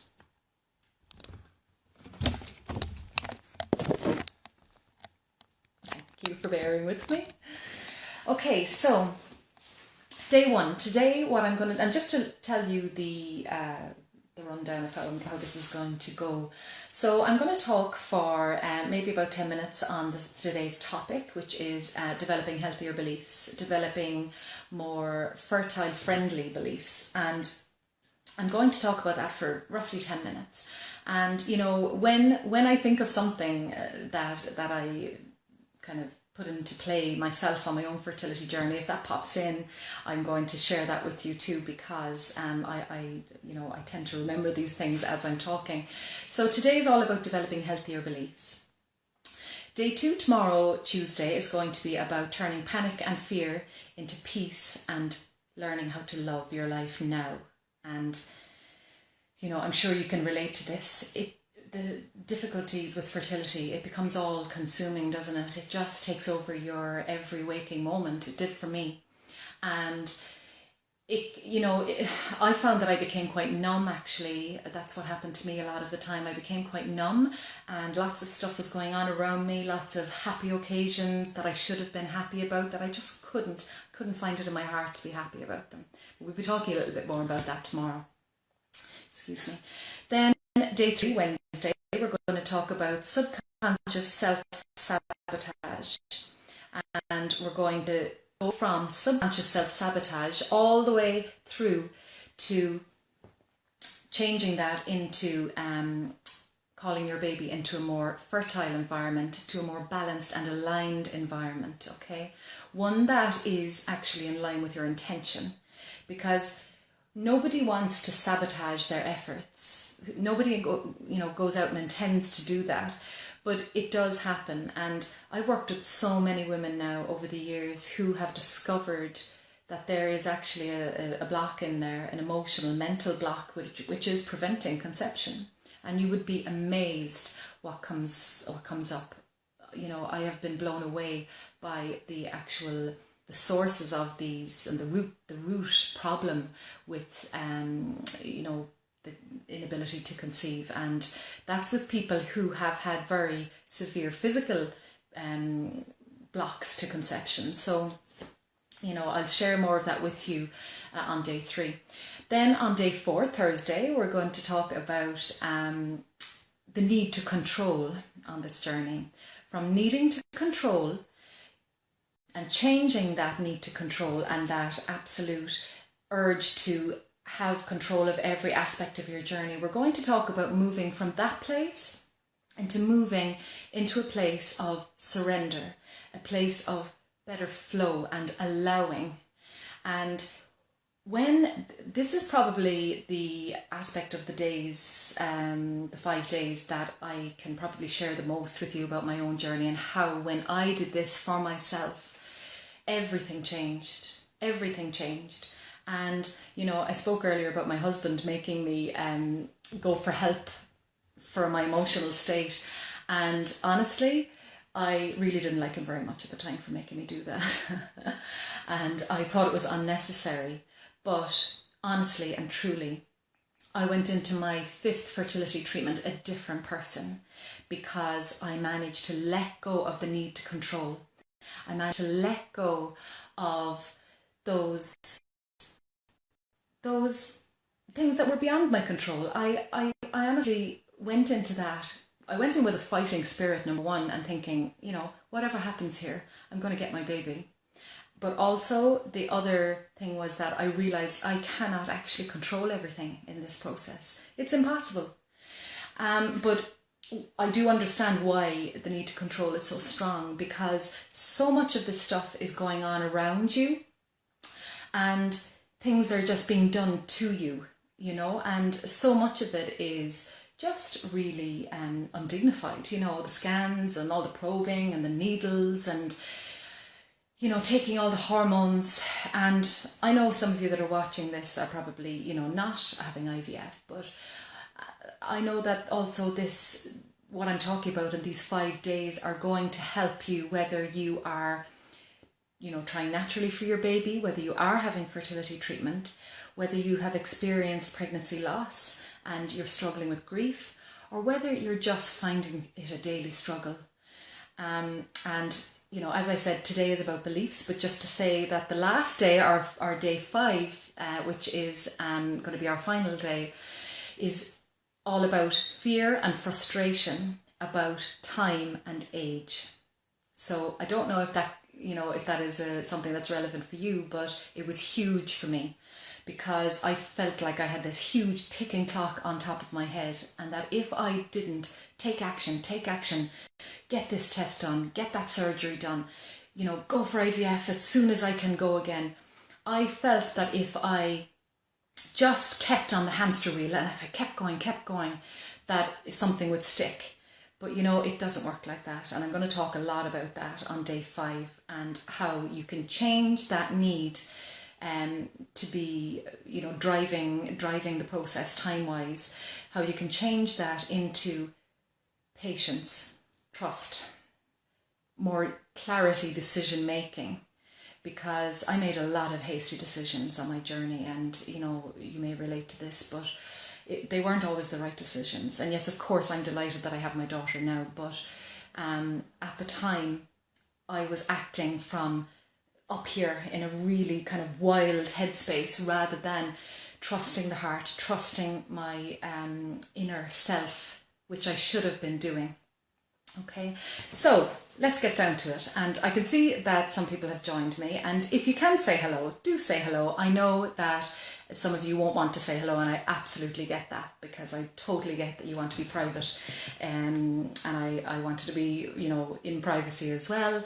But you know, do say hi if you want to. So beliefs. This is a big one. This is, hi Emma, hi, how are you? Thanks for joining. And what I want to talk about with beliefs is that if your beliefs are not aligned with your intention to become pregnant, then something needs to shift. Okay, something really needs to shift. And when we talk about beliefs, beliefs do shape our reality. And the thing is that when we have a belief that is not aligned with our actual intention to have a baby, what goes on is a real disconnect between mind and body. So, for example, if you are presenting yourself for fertility treatment, and if you are, you know, you've done all the right things, you've done your injections, you've done everything you need to do, but if your head is saying this is never going to work, if your head is saying you are a failure because you can't have a baby, if your head is throwing a lot of doubt into the process that you're actually turning up with your body for, if you really are not aligned with that in your head, then you're going to find that there, you know, you're not going to really find yourself succeeding. Like, that's the honest truth. And I want to show you this little not very professional diagram, but I just want to show it to you, okay? Because this is what I think this is all about. I'm blocking my face. Hi Emily, hi Siobhan, thank you for your comments. Hi. Oh, thank you Siobhan, I'm really glad, thank you. So in my head, and not just in my head, but I'll talk to you about the statistics and the research in a second, but this is, for me, this sums it all up. And I would kind of call this I don't have a very technical name for it, but it's the fertility triad, okay? And it's that when we talk about a fertile life or a fertile self, it's broken into 3 parts: the mind, the body, and the spirit. But how many of you and how many of us just deal with only the body? How many of us think, yeah, look, you know, I've been told that I have polycystic ovary syndrome. I've been told that I have a diminished ovarian reserve, and I've been told that I you know, have endometriosis or whatever else you might be told by the doctors. And, you know, I was told originally that I had unexplained infertility, actually, which, you know, I don't know what's worse, actually, whether when you're being told unexplained, because they're kind of saying there's no real physical factor. But then I was told at a later stage that I had diminished ovarian reserve, and that my anti-Müllerian hormone, my AMH, was very, very low. And I was told in not too kind fashion that really the chances of me having a biological child were very, very low. So you can imagine what a blow that was. But I was fighting with the body. I was thinking, right, I'm fighting against time here. I need to just get in here fast and start giving myself the hormones, giving myself everything that I need to get in, supplements, everything else that needs to be put in place. But I ignored the other two. Now, if you're just joining, you will know that I said at the start that I am a hypnotherapist and I'm a hypnobirthing teacher. And wouldn't you think that a hypnotherapist would not be ignoring the mind? But I did. I'm only human, okay? I did, I ignored it. I think I just thought I had it all covered. And I was sinking deep down under. By the time I had 4 fertility treatments, my mind was in chaos. It was in a bad place. And then you have the spirit, or the soul, the higher self, a lot of people would call it, that inner guidance system, that inner navigation, that your intuition and instinct, I would consider over here. And I was getting really loud, shouting from my intuition a lot of the time on my fertility journey, but I ignored it because I was so busy over here dealing with all the physical, dealing with all, being a good patient, and just doing what I thought I was supposed to do. So, the 3 of these are what make up the fertile self. And if you're looking at this, and if you are noticing that you are lacking in one of these areas, then you're in the right place, okay? Because I want to talk about beliefs, and the beliefs really are stored here. And beliefs can get badly damaged on your fertility journey, and they can be affected quite deeply by what you're experiencing in the physical world. So I'm going to drop this for a second. And welcome if you're joining. As I said earlier, say hello if you can. If you can't, I totally understand. But I'm glad you're here. Thank you for being here. And I'm doing this 5-day series so that you can, by the end of the 5 days, my goal for you is that you feel more aligned with your intention to have a baby, that your mind and your body are fully on the same page. Plus, I really want you to feel at the end of these 5 days as if you have actually done something for yourself to change your state. Because, I said I get to the statistics here when I'm talking about beliefs being important. Hi Claire, hi, thanks for joining. When we talk about the statistics of fertility, we're talking about the fact that an average IVF cycle, you can be given success rate of anything from 10% to 25-30%, depending on physical factors, maternal age, all those kinds of things. But do you not think, and this is what I always think about, do you not think, where's the other 75% gone? And is some of that 75% actually to do with the mind and the spirit? I'm probably backwards now on Facebook Live, I'm sorry about that.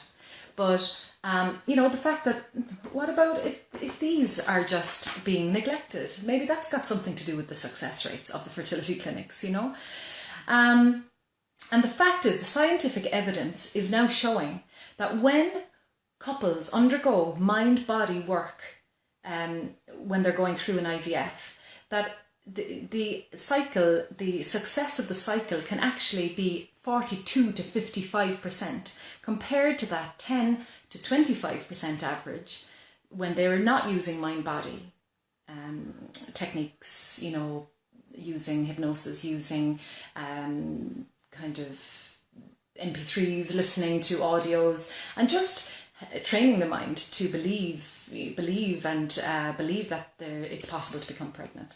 So yeah, that's what the statistics and the scientific evidence tells us. And the other thing is that when they've done a lot of research now as well, that when women especially adopt mind-body techniques, that within 6 months they can achieve that 42 to 55% higher chance of the IVF succeeding. And within 2 years, that rises above 90% chance. So that's huge when you think about it. Absolutely huge. Hi, Kira. Oh yeah, I know. It's amazing, isn't it? And the thing about it is the cycles can just exhaust you, can't they? You come to an end of an IVF and you're just bloody physically exhausted, you're mentally exhausted.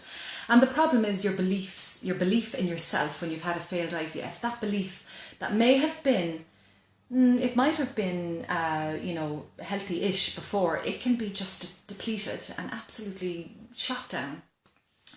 So what I should mention as well is that I need to pop in here. I'm going to pop into the comments the toolkit that I have that you can follow along with this 5 days. I'm just going to pop it into the comments here, okay? Just bear with me for 2 seconds, because this toolkit is great because it's something that you can actually implement in the evening when you're at home. It's a bit like journaling, and you can actually put into play what we've spoken about on the lives. And now I'm dropping that in. I'm hoping you can see that there. Sorry, bear with me a second. Stay with me if you can, sorry. I just want to pop this in. If I can find where I am and find myself. I didn't check if I'm on live, but I know I am because you're all talking to me. Okay.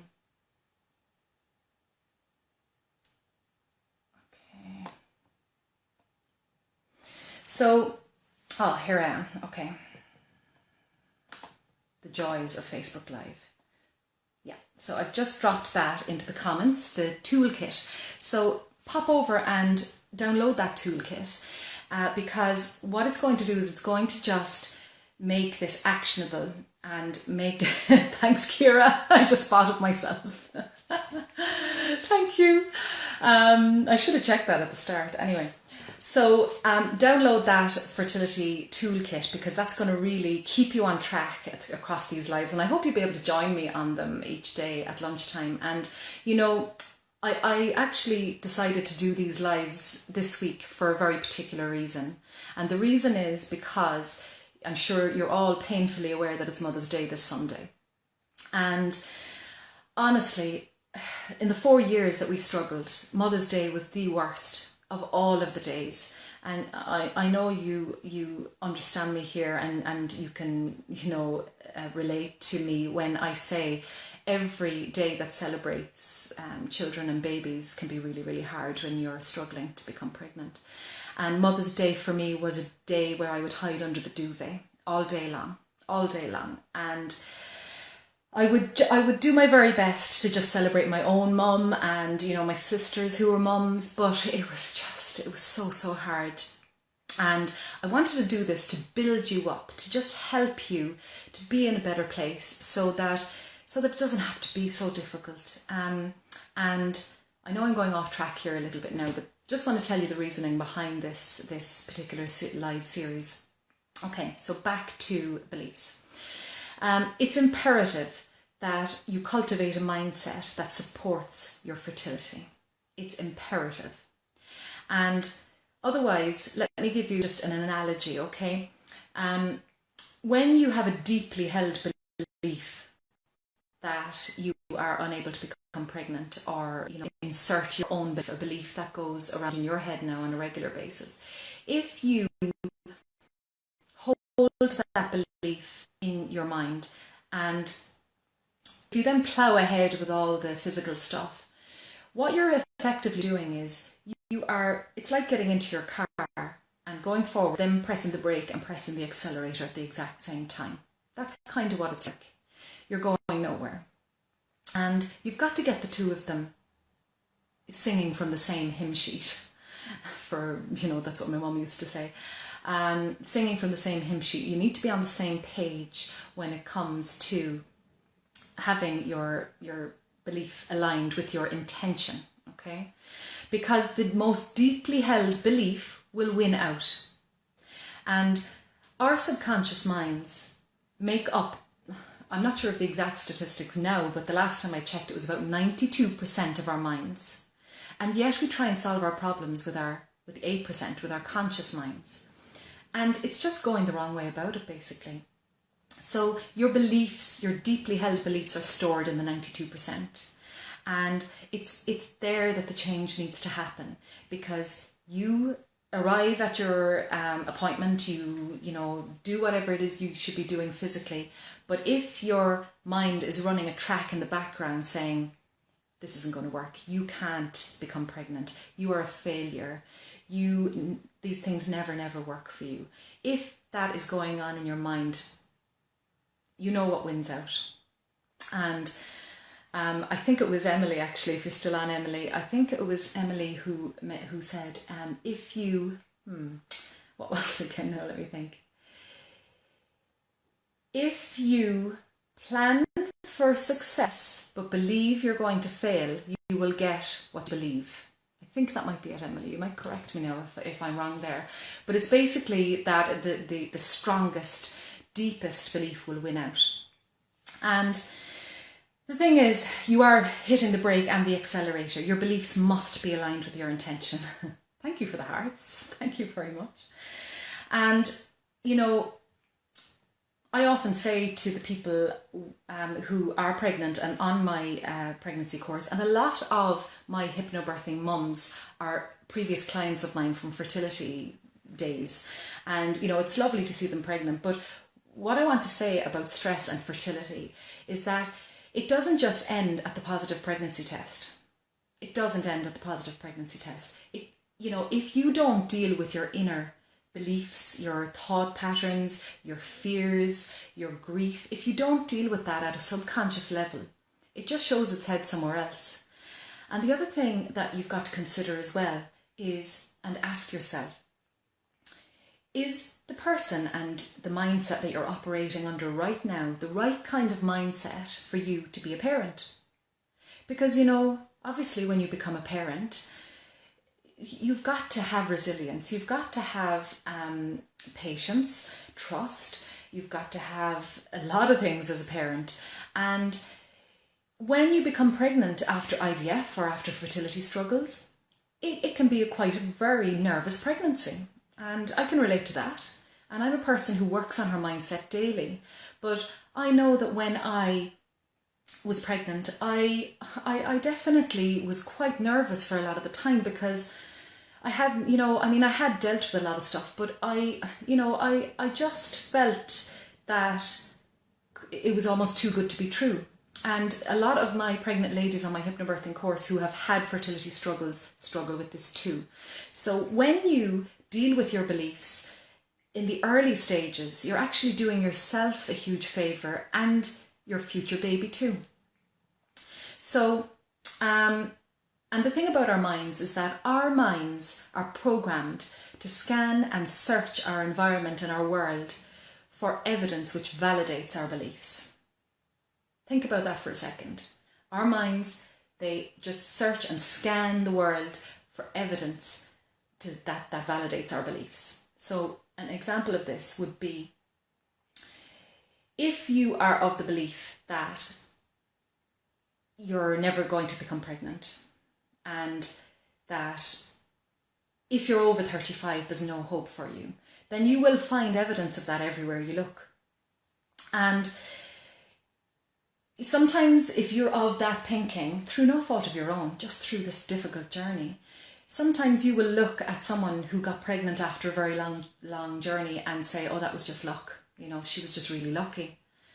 And maybe it's not just luck. That's my point here. Maybe it's not just about luck. So, also, when people, and I've done this, obviously, when you spend thousands on IVF, which happen, it's very easy to rack up, as those of you that have been through this know, it's so easy to rack up a massive bill for IVF, okay? And the thing about it is, scientific evidence only goes so far, and actual medical science only goes so far. So, hi Gemma, hi, Thanks for joining me. It really only goes so far. If you are neglecting those two, and I know it's probably backwards, and I'm so sorry about that. I think Facebook Live puts it backwards. If you're neglecting the mind and your spirit, or your sense of your inner guidance, your navigation system, your inner navigation system, if you're avoiding and putting that as a kind of a low priority, then it's time to change that. And I'm hoping that this 5 days is going to help you do that, okay?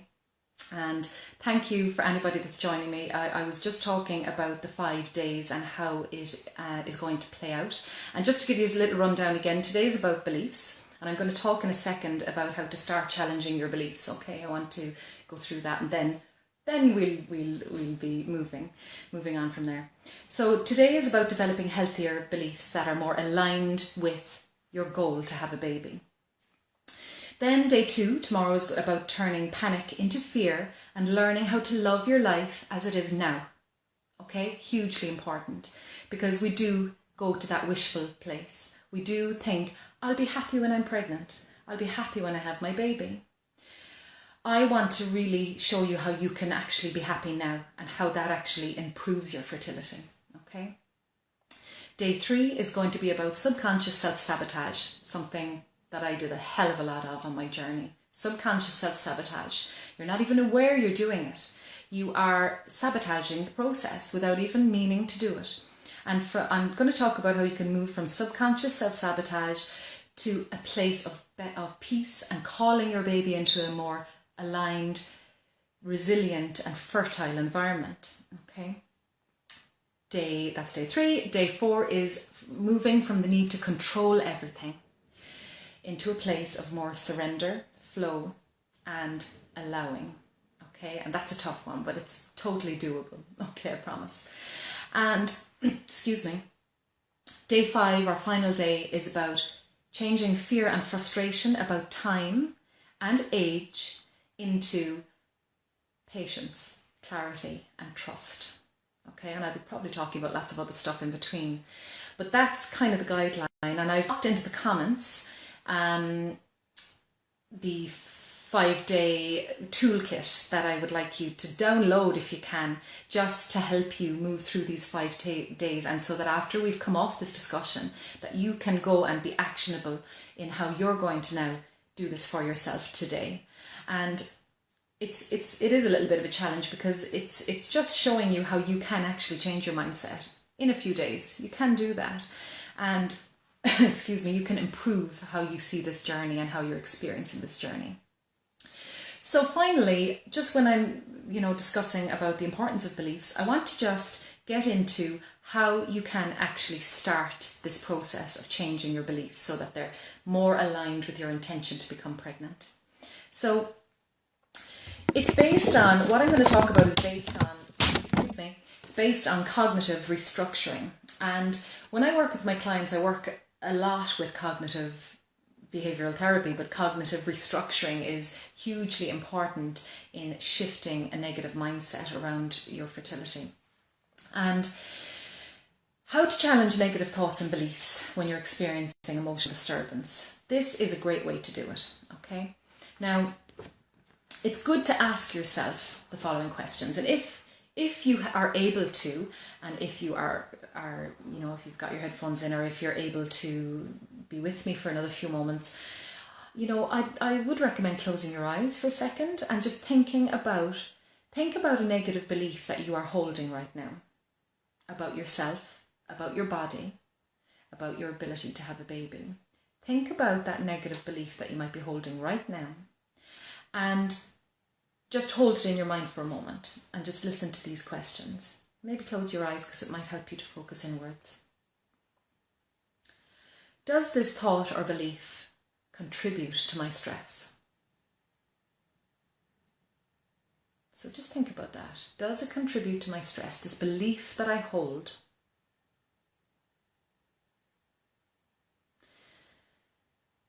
And then the second question is, where did I learn this belief? Where did I learn this belief about myself and my fertility? So just asking, where did I learn this belief or thought? Where did I learn it? Did I just make it up myself?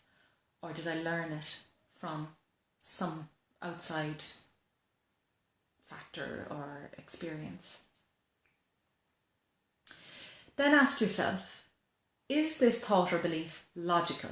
Does it make logical sense, what it is you're saying to yourself on a regular basis? Does it make logical sense?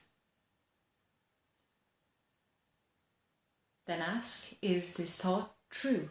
Is it factual? Is it true?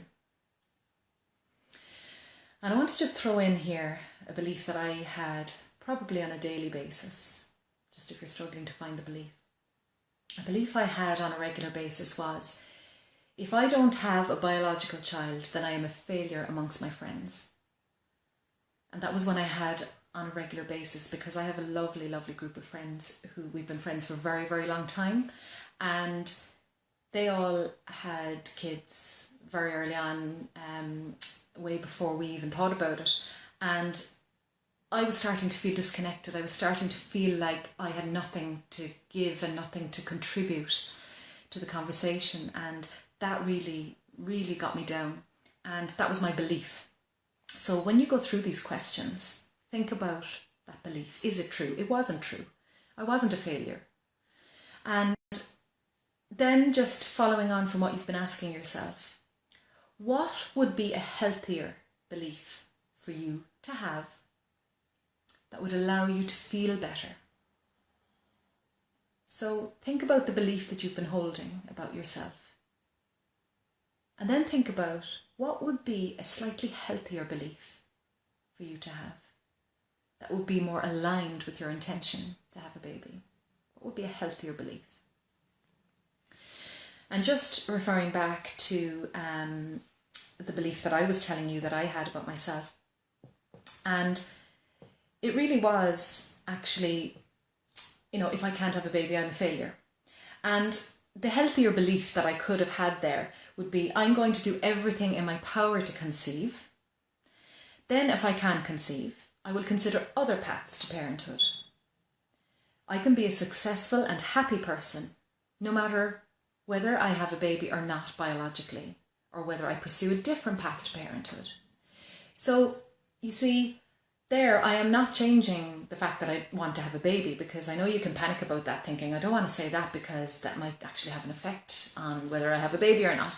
It's not about that. When you change the belief and when you make it a healthier belief, you are actually changing the neural pathways between your mind and your body, and therefore your body actually calms down. And what I should have mentioned at the very start actually is the stress response in the body and how it affects fertility. I'll be getting into this probably another day as well, but just to tell you, the impact that stress has on your fertility is huge. And when you are in a constant fight or flight mode, which is what many of us are in when we are unable to become pregnant, when you're in that fight or flight mode, you actually just turn off your reproductive hormones. You actually just disengage them. So it doesn't matter. It's a bit like the brake and the accelerator that I spoke about at the start. When you are in stress, you just switch those hormones off, the very ones that are needed for conception to take place. And that's whether IVF or not, natural IVF or any other path that you might be taking at the moment. So that's something to bear in mind. So ask yourself those questions, and they're in your toolkit if you need reminding. So download that toolkit, and those questions to ask yourself to change your beliefs are there. Excuse me, I've dropped that into the comments for you, the link. So you ask yourself those questions, and then I'd like you to write down, or say out loud if it's appropriate, write down 3 statements a person would say who held that healthier belief. 3 statements they would say to themselves daily that they would believe at their very core. Imagine what a person who really believes in their fertility would say to themselves daily. Get that down on paper and say it out loud, and notice how it makes you feel when you say it. Okay? So that's your little exercise for this evening, or for whenever you get a chance to do it. And I do encourage you, because it makes it actionable.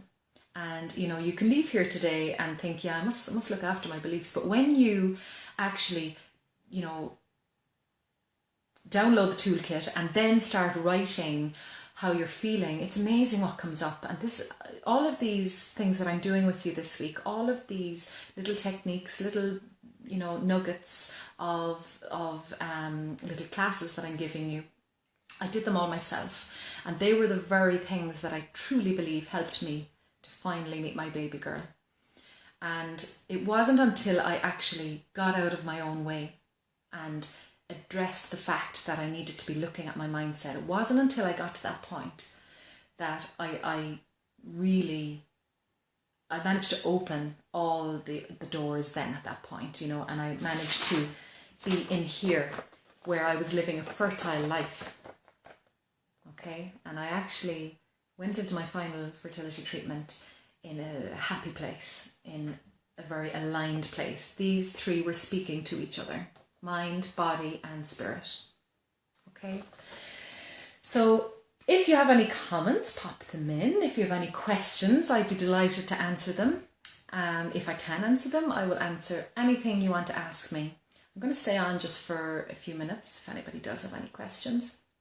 And I'm going to also pop into the comments my free resources page on my website, because I do have some great stuff over there. I've got some nice audios and lots of other stuff. Actually, you can have a look and see what you think would work for you. So I'm going to pop my free resources page into the comments also, and just do feel free to download anything on the free resources page, because when you actually start working actively on your mindset daily, you will change your beliefs, you will change your reality, because our beliefs shape our reality.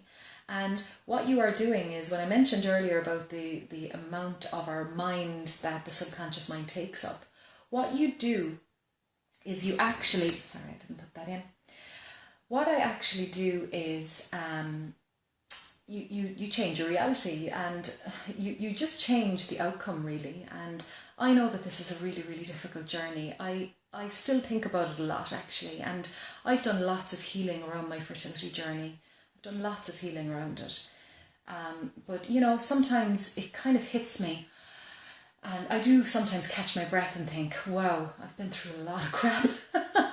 You know, I really do. And I just feel like it's my mission in life to actually share my knowledge with people, but also share my experience. And then, of course, I've got my hypnotherapy training as well, which really helps. But it can be an isolating journey, can't it? It can be so lonely. And it really, when you actually work on your mindset, honestly, everything changes. All of the other stuff starts to fall into place. Obviously, of course, I can't guarantee pregnancy for any of my clients. Nobody can. But I have seen miracles. I have seen many, many miracles. And it just gives me huge joy to see women that I have previously met on the fertility journey turn up in my hypnobirthing class. And that is absolutely amazing. Oh, a question. Emma. Hi, Emma.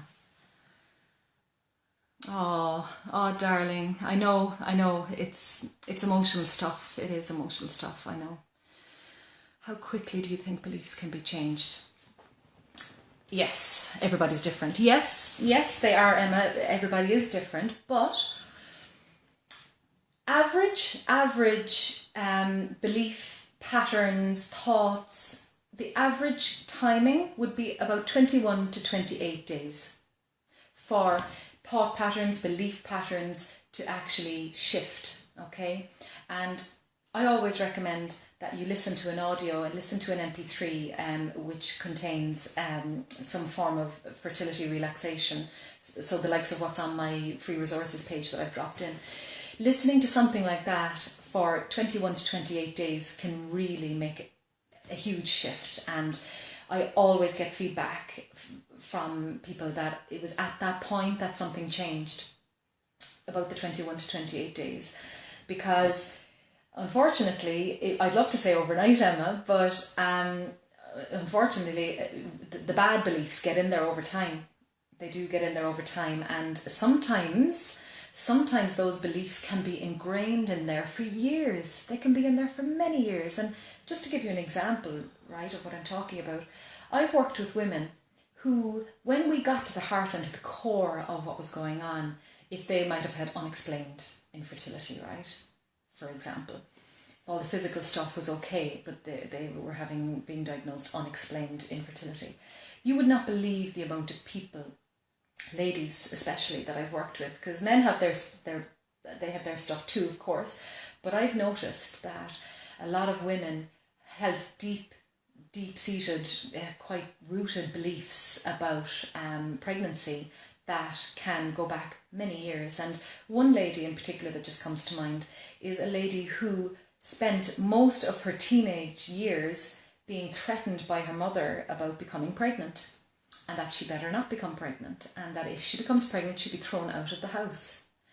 And that belief was still stuck in there. When we actually got down the levels of, and we did some hypnosis work and things like that, that was what was stuck there.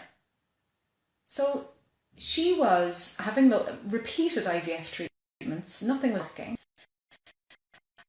And she actually had that belief at the core. There was other stuff too, don't get me wrong, there was other stuff that we need to work on. That was the core of her belief. And she actually, once that belief was released and healed, and we did some work on that, she became pregnant within 4 months. And, you know, that wasn't down to me. That was because she released the stuff that she needed to let go of. Also, beliefs, you know, like somebody who might be experiencing secondary infertility, no problem having the first baby, but not able to have a second. One lady that comes to mind that I recently had with me as a client, she had a very traumatic first birth. Horrendously traumatic, 4 years ago, and that was stuck there. So she had the belief birth is dangerous, giving birth is dangerous, so therefore she wouldn't allow herself to become pregnant. And also a lot of women that I work with have experienced pregnancy loss, and that's a big one. The belief is it's not safe to become pregnant, or I can't carry a healthy pregnancy, I can't carry a healthy baby. And those beliefs can be really damaging. So, Emma, just to answer your question, 21 to 28 days would be the average scale that I would say that you can change your beliefs. Some people do need a little more help with it, if it's very deep-rooted stuff that you're kind of maybe consciously unaware of, but you know, I've had much feedback from a lot of women who have listened to my audios and done the exercises, and even done the likes of the toolkit here that I have going with this 5-day series. Even doing that for 5 days can make a massive difference. Okay, you are very welcome. Thank you. So look, I think I've taken up enough of your time today.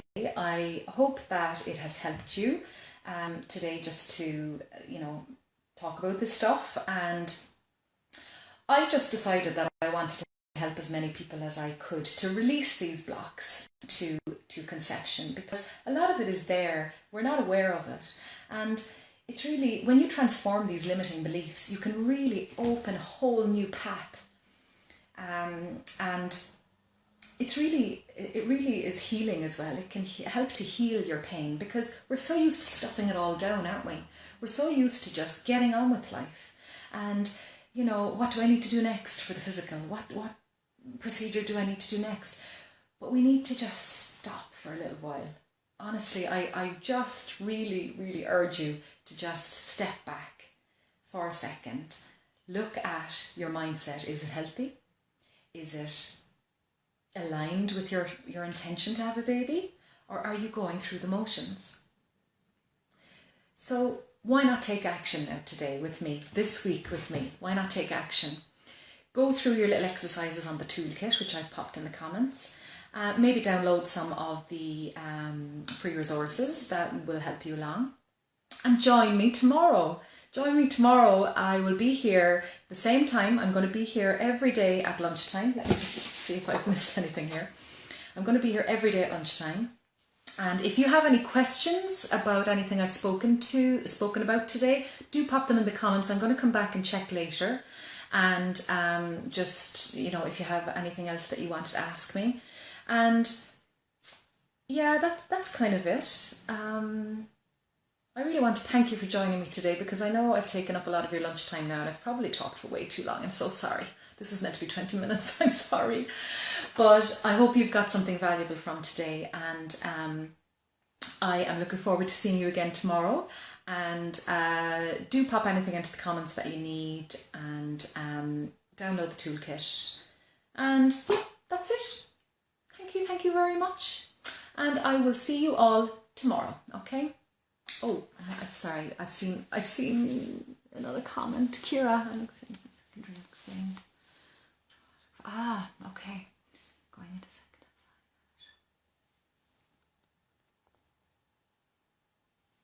Currently priming, starting stimming. Yes. Too late to sort my mindset. When are you doing it? Within 4 weeks. No, it's not too late, Kira. It's not too late. Okay, so Kira, download the toolkit, get some of the audios, okay? If you want to message me, we can have a little chat if you want to. And it's not too late. Oh, you had a traumatic first birth, yeah. That can get a little bit stuck in there as well, you know. I'm not saying it is for you, but it can for some people. So definitely pop me a message if you want me to just get into this in a bit more detail. But it's not too late to sort your mindset. I really don't think it is. You know, we can have a chat if you want to, Kira, absolutely. You know, just a chat, absolutely nothing else. We can just have a chat if you want to. So do shoot me a message privately if you want to have a little bit of a further chat, because I know that you had asked me a question earlier as well, and I hope I've answered that actually. Hope I've answered your questions, Kira. So you're very welcome. You're very welcome. Thank you, everybody. Thank you, Emma, and thank you so much for joining me. It's been great, and it's been great to spend some time with kindred spirits. And you know, I just don't want you to be alone on this journey. Nobody should walk this path alone. And I really want to help you if I can at all. So thanks for joining. See you tomorrow, and bye for now. Bye.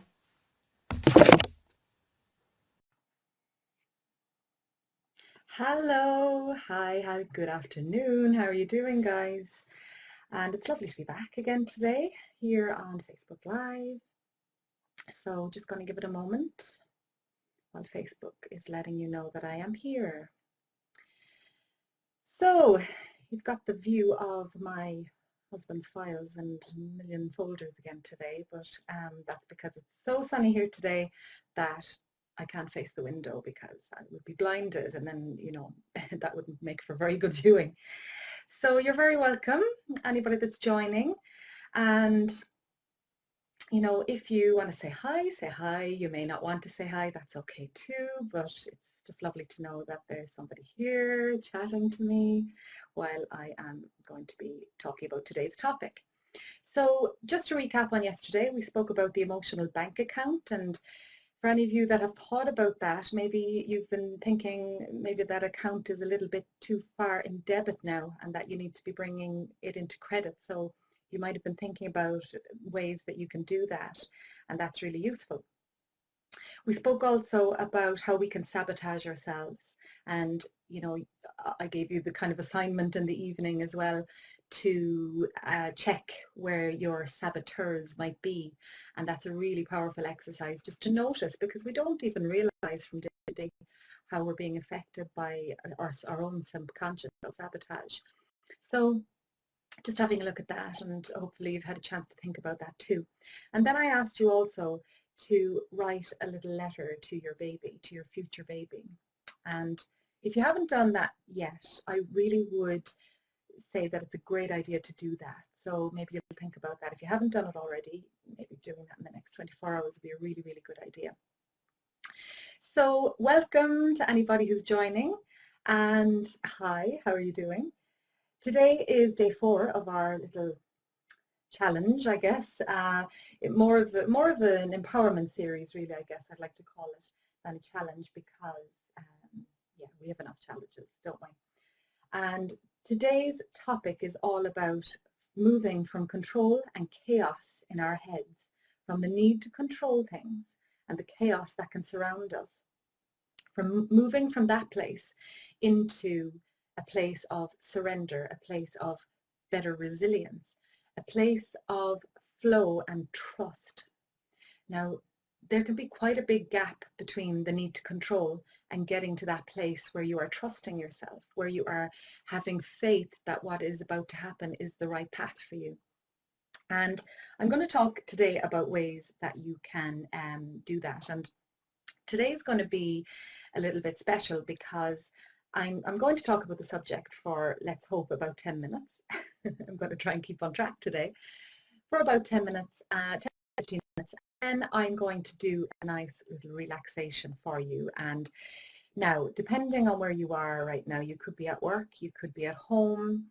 If you are in a situation where you can relax, it's only going to be a 5 to 7 minute relaxation when we get to it, but it's really going to be a powerful one, and it's going to be a great one for you if you have found yourself struggling with control and struggling with the need to control on your journey.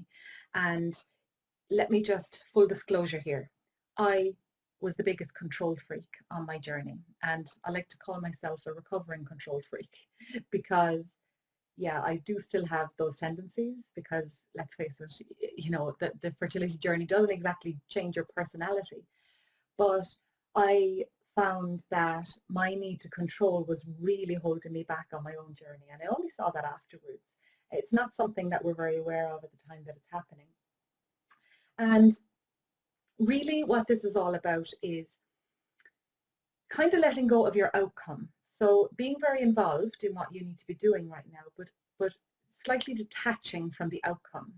Now I know when we are trying to have our baby and doing all the things that we're trying to do to help that to happen, I know that it's so tempting to want to, you know, control as much of it as you can and to say, right. And you see what happens is we get thrown curveballs, and let's face it, they can be everywhere. So for example, you can go for a scan before an IVF and be told that you have a massive cyst on your ovaries. This happened to me twice. And that just throws the whole thing out, because then you're being told that maybe the actual cycle isn't going to happen. And that can spiral your need to control out of control.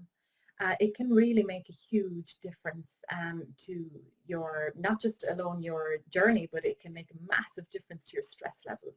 And that's when the trouble begins. So when I was doing my controlling stuff, I very much, I've mentioned this before, I very much was a compliant patient, and I turned up for all of my appointments very willingly, did everything that I needed to do on the day. But then I got these curveballs thrown at me, and I'm sure you will be able to relate to this. You get the curveballs thrown, and then suddenly you realize that actually so much of this is beyond our control. And what happens when we get that sense of, oh, I can't control this, how am I going to manage this next stage?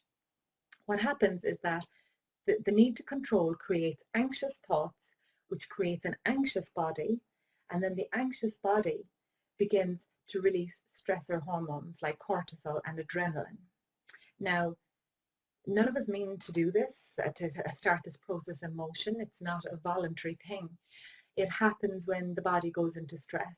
And the thing is that many people who are struggling to have a baby are in this stress place probably for about 23 hours of their 24 days, because a lot of the time you don't even get rest and sleep, because your subconscious is very, very engaged when we're asleep and we're dreaming. And you know, sometimes you could be dreaming about your baby, but sometimes you could be dreaming about all the disasters that might happen. And I'm sure you can relate to that. I've woken up in cold sweats many times thinking about what might go wrong, what could go wrong, life without a baby, life just me and my husband with no baby. You know, I used to wake up in a cold sweat wondering how was life going to pan out if my dream didn't happen. So the stress creates the anxious body, creates the stressor hormones. And what I really want to stress to you today is that the, the concept of stressor hormones, it can't be ignored, because there's a whole physiological process that goes on here when you are in a state of stress, from the need to control. So that tightness, that things aren't going as I had planned, when the messages that your brain sends to your body is that you're not safe. And then that manifests itself in you going into a fight or flight mode. And the direct result of you going into fight or flight mode is that your body continues to release stressor hormones. It continues to release cortisol, it releases adrenaline, and they are not the hormones that are conducive to conception. What happens when we release those hormones is we block the reproductive hormones. That whole process is, one needs the other.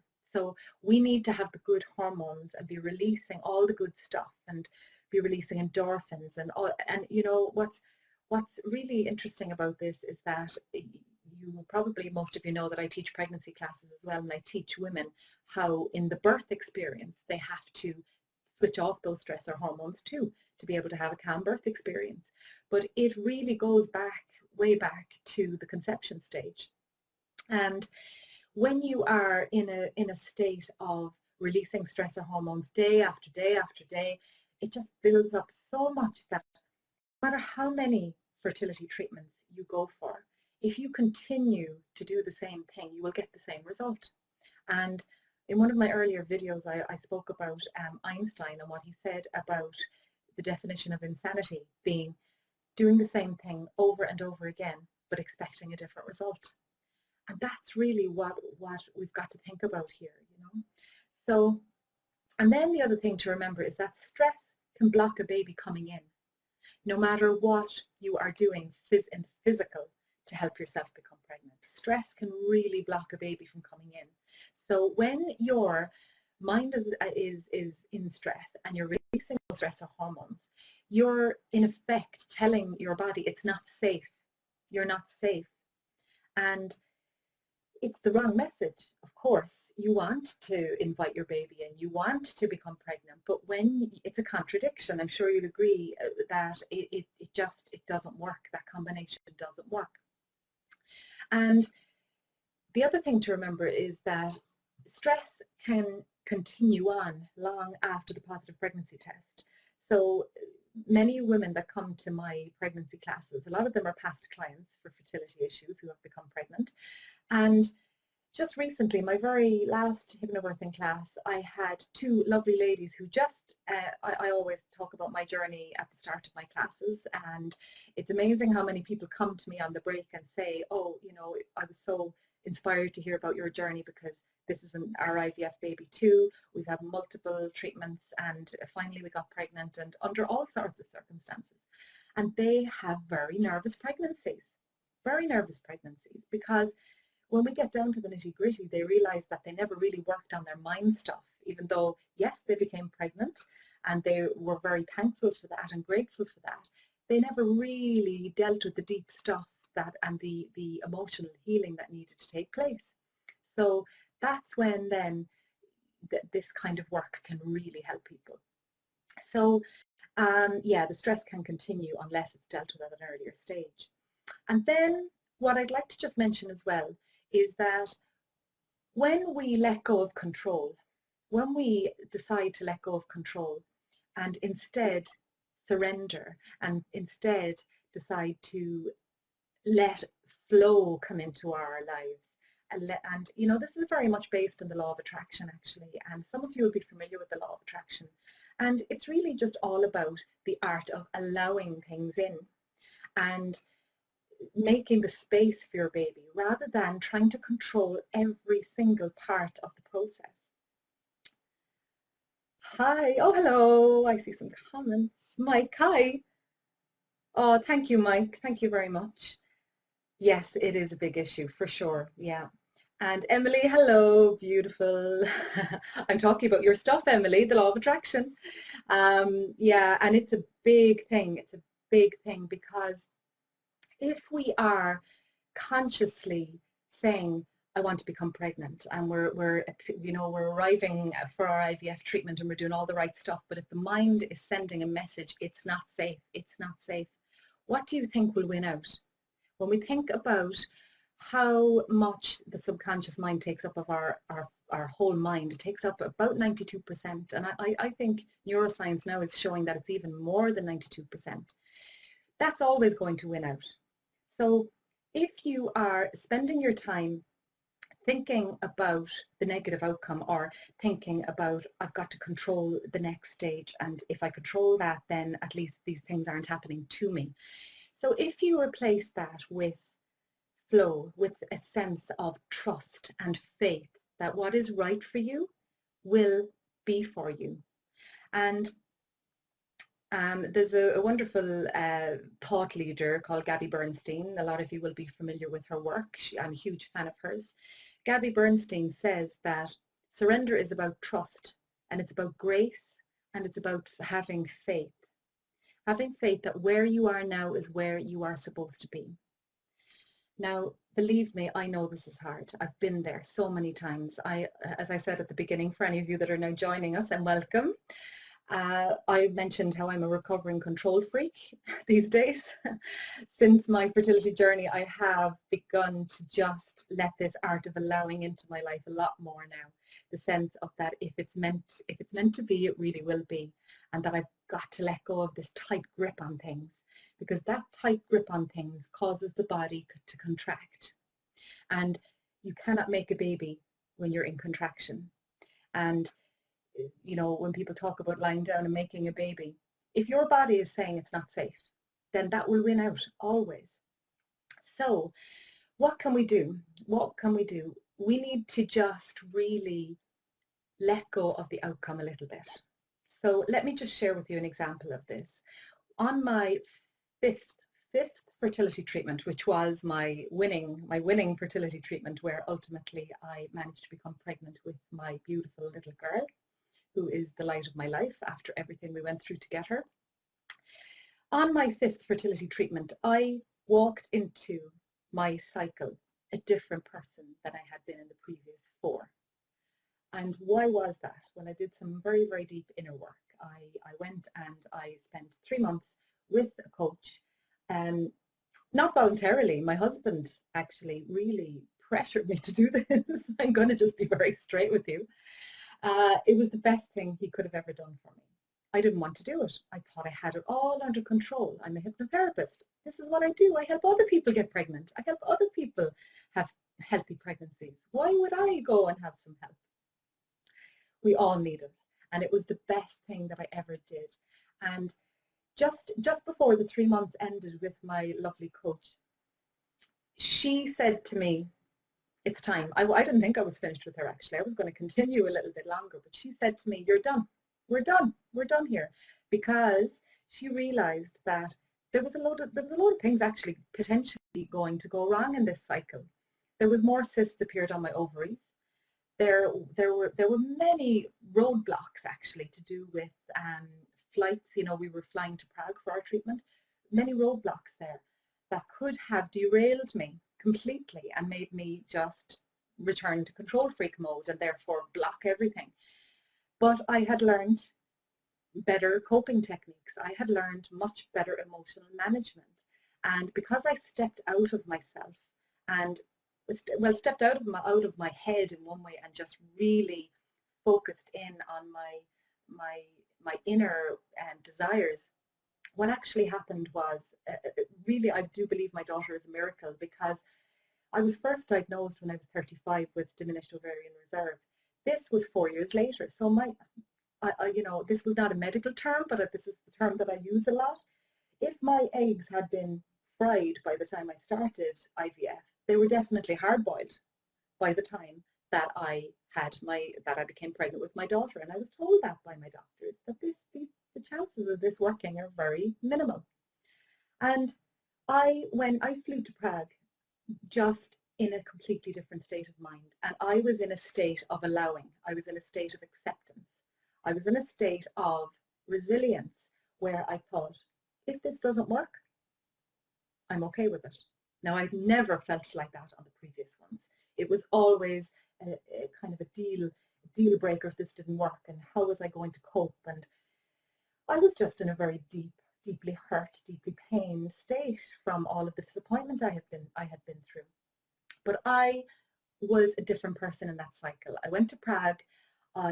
We ate out every night. We did the bus tours. We treated it like a holiday, actually. And that made all the difference because I just had trust. I had faith. I believed my baby was out there waiting for me. And if she didn't come to me this time, I was going to keep going until she did. And I know that it doesn't happen for everybody. I'm very aware of that. And I'm not trying to say that everybody has their take-home baby. I know sometimes it doesn't happen. But I truly know in my heart and soul that when you change your mindset, you change your outcome. You do change so many things. And it's like I said yesterday, when you look back at the end of your life, you want to be able to, don't you say, I gave it my best shot. Not just the physical, but I engaged my mind, I engaged my spirit and my soul also. And I had all of them working in alignment with my intention. So I hope that makes sense to everybody. And I hope that it's helpful. And when we talk about control, we talk about the need to let go and the need to surrender. And it's all about when we're in a state of control, we're all up in the head. We're up in the head and we're busy thinking about all this stuff that we need to do and the appointments we need to turn up for and all of that stuff. But instead of doing that, if we go to a grounding place, that's so much better a place to be. And Mike, the same thing during birth.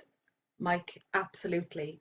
It really is. And I know you're involved in the birth world as well, Mike, and I know you'll agree that all of these principles can be really related to the birth experience. When the body is in a stress state, it releases completely different hormones than it does when it's in a state of calm, peace, and just when you have trained your mind to actually be positive about birth.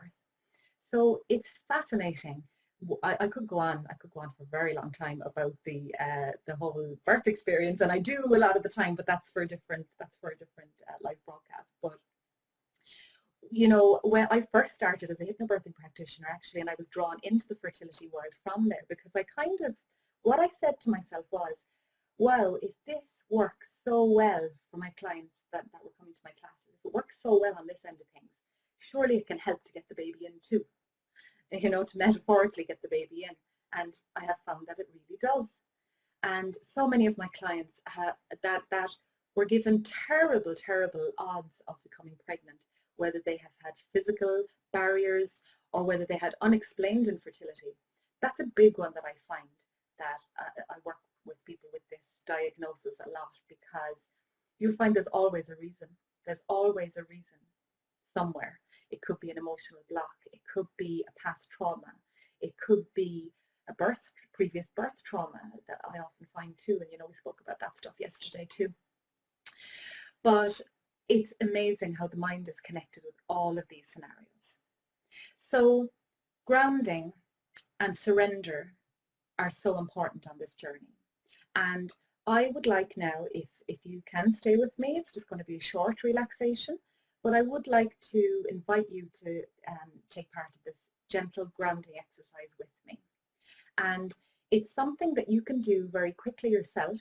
And I always recommend to do this outdoors, if possible, because it's good for your feet to touch the soil, the ground, and to step in the grass with your bare feet, if that's possible for you. That's a great way to experience this exercise.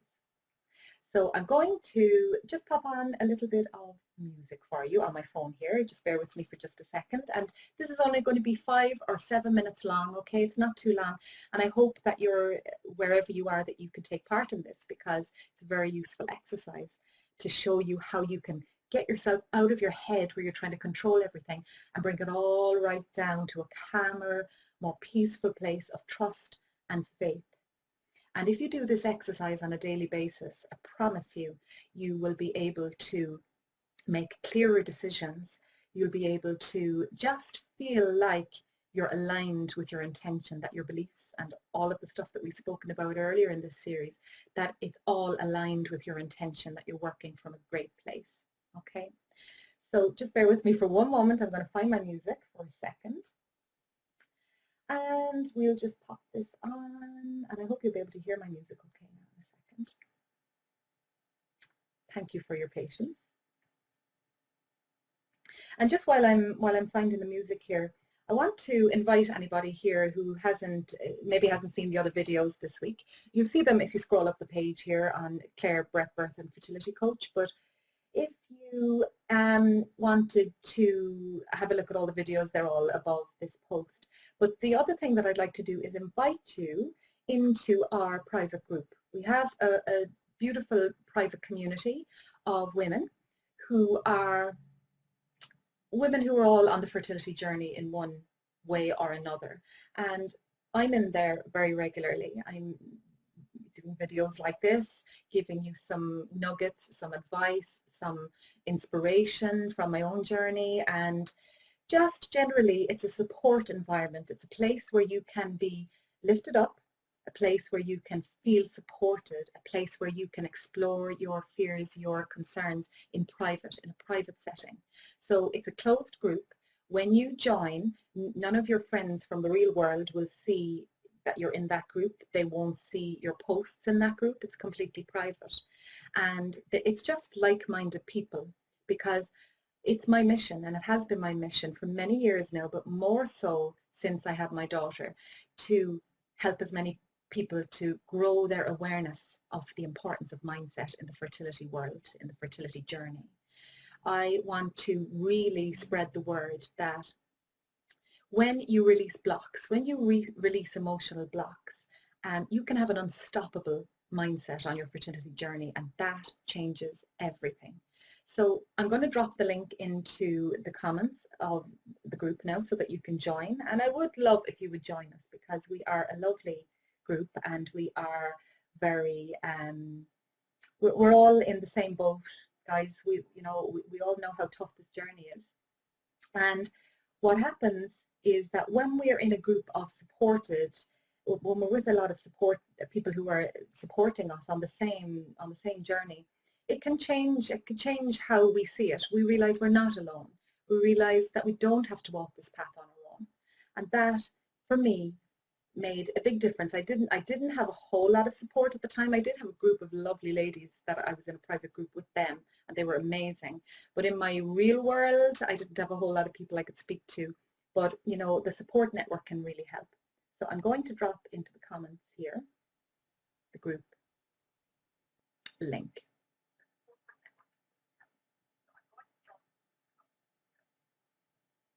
Okay, so that's dropped in there now, and I'm going to start the relaxation now. So if you can, I would invite you to, whether you're sitting or lying, maybe if you're lying down, absolutely great. If you are lying down, I can hear myself coming back on the phone now, bear with me a second. So I've dropped the link to our group into the comments, guys, so feel free to join if you would like that, and we would love to have you there. And in that group as well, I will be coming in doing little relaxations, a lot more from here on in now, and just providing lots of inspiration and support for you. So let's start that relaxation. Let's just turn off any distractions if you can, phones, and I know you're listening to me, but just if you can put the phone on silent or whatever you need to do, just to allow yourself some space, just for a few minutes. Just let this be a gift from yourself to yourself now, just for a moment, okay? Whether you're lying or sitting, ideally arms and legs uncrossed so that you can be fully in the flow of energy in your body. Okay, and I'm just going to play some music now, and I hope you can hear it. If anybody's there and they can hear or they can't hear the music, do please let me know, because it's playing now and I'm hoping you can hear it. And I'm going to start the grounding exercise now. So, just beginning by closing your eyes, if that's possible for you. If it's not possible, that's okay. Continue watching and just have an intention to let your mind become calm. Just allow the thoughts to become a little bit quieter.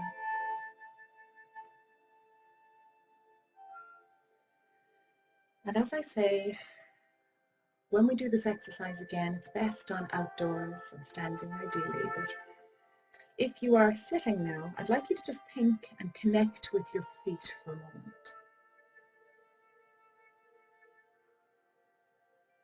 And just think about your feet and where they're resting.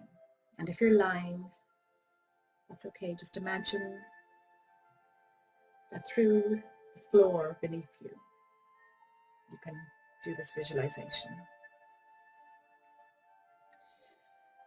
So just notice your breathing now for a moment. Just notice it without judgment. Just noticing your breathing pattern. Is it fast and busy? Maybe it's already slow and steady. Without judgment, just noticing your breathing pattern now. So just breathing in calm with the in-breath and then breathing away tension on the out-breath. Breathing in calm with the in-breath and breathing away tension on the out-breath.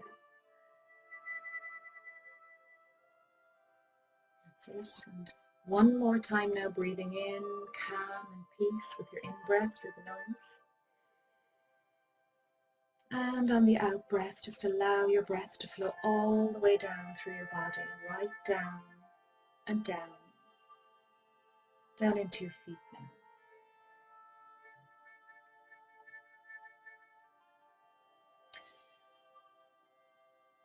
And now just think for a moment about your feet. And I'd like you to imagine roots now, as if your body is a tree. Let your legs and the soles of your feet descend, as if they are the roots on a tree. Your feet extend deep, deep into the ground, deep into the belly of the earth. Really notice that connection now. You may notice you have very thick roots that firmly pull you down. Roots that connect you to the energy and the strength of the earth. As you breathe out, let your stress and emotions escape into the atmosphere now. That's right, just allow your stress and any negative emotion to just move away from you now, while continuing to breathe deeply. Breathing in calm, trust and peace, and breathing out tension and that need to control.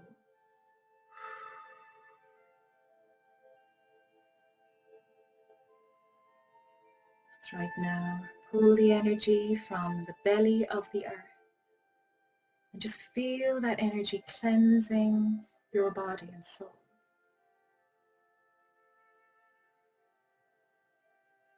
Feel your out breath releasing the tensions of the day and any worrisome thoughts that you are carrying.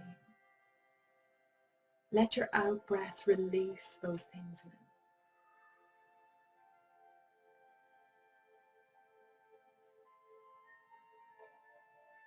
Breathe in now, deep from your roots into the soles of your feet.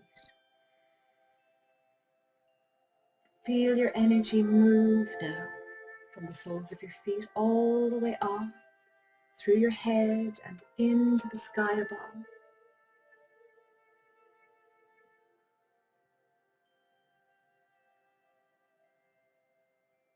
Just notice how that feels to you now. Notice how that feels. Notice the cleansing energy coming into your being the more you breathe.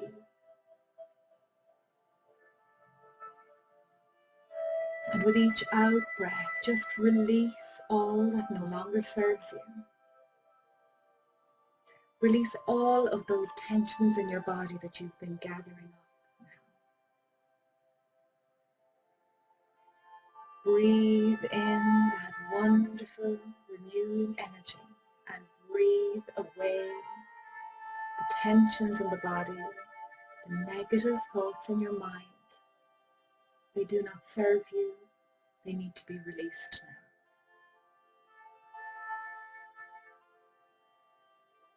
Draw in with your in-breath the energy that the earth has to offer, in through the soles of your feet now, from the belly of the earth. And allow this energy now to spread throughout your entire body and allow your stress to be released from you. Let it be released from the crown of your head. And imagine now in the crown of your head is a wonderful liquid golden light that just floods your entire being. Feel it flow in through those stuck emotions. Feel it flow and release those negative thoughts that have been holding you back, that have been holding your fertility hostage. It's time to let go now.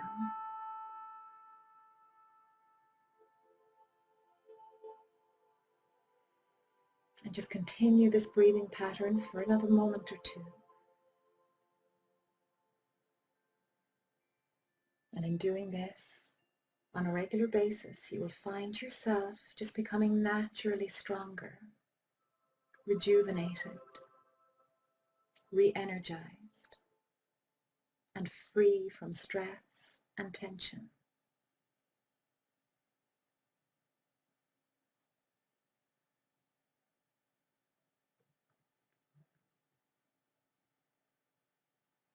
And when you're ready, you can open your eyes. Just take a nice deep breath and a stretch. And I hope you found that a relaxing and useful exercise. It's what I would call a grounding exercise. And grounding, if you've just joined us, by the way, you're very welcome. And of course, on the replay, if you're watching this, you are equally as welcome. We've just done a lovely grounding exercise, and you can watch it again on the replay and take part. It's only about 7 minutes long. It's a very powerful exercise that can really take you from that place of up in your head, trying to control things. It brings you all the way back down into a place of surrender, allowing, trust, and release. And I promise you that when you are in that place of letting go, trust, and release, you are giving your baby much more of an opportunity to come to you. So that is today's lesson, and a little relaxation exercise there as well. I hope you enjoyed it and I hope you benefited from it. If you weren't able to fully take part in it today because you're in work or you are in an environment where you couldn't close your eyes or fully take part, then maybe just watch back and do experience it with your eyes closed, because it's been proven that when we visualize, we do change the neural pathways from the mind to the body.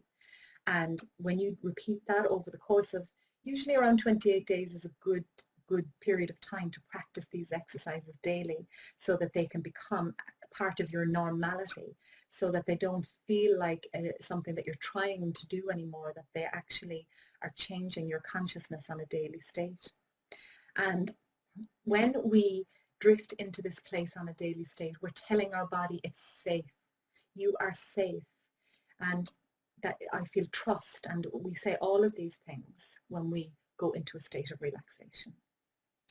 So thank you so much for joining me today. I do appreciate the comments. Thank you guys.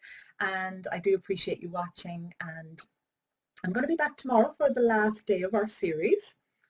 A little bit sad about our last day of our series, but you know, I'm going to continue this kind of little appearance in the group a lot in the group. So I've popped the link to our private Facebook group into the comments. If you want to scroll up, you can join us there. I'd be very delighted to have you. And I'm going to be, of course, on my main page as well, popping in and out.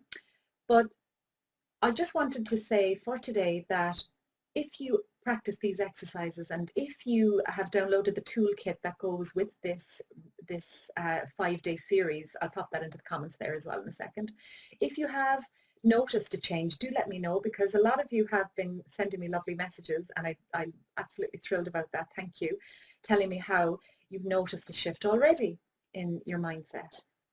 And tomorrow we are going to talk about, what are we talking about tomorrow on our last day together?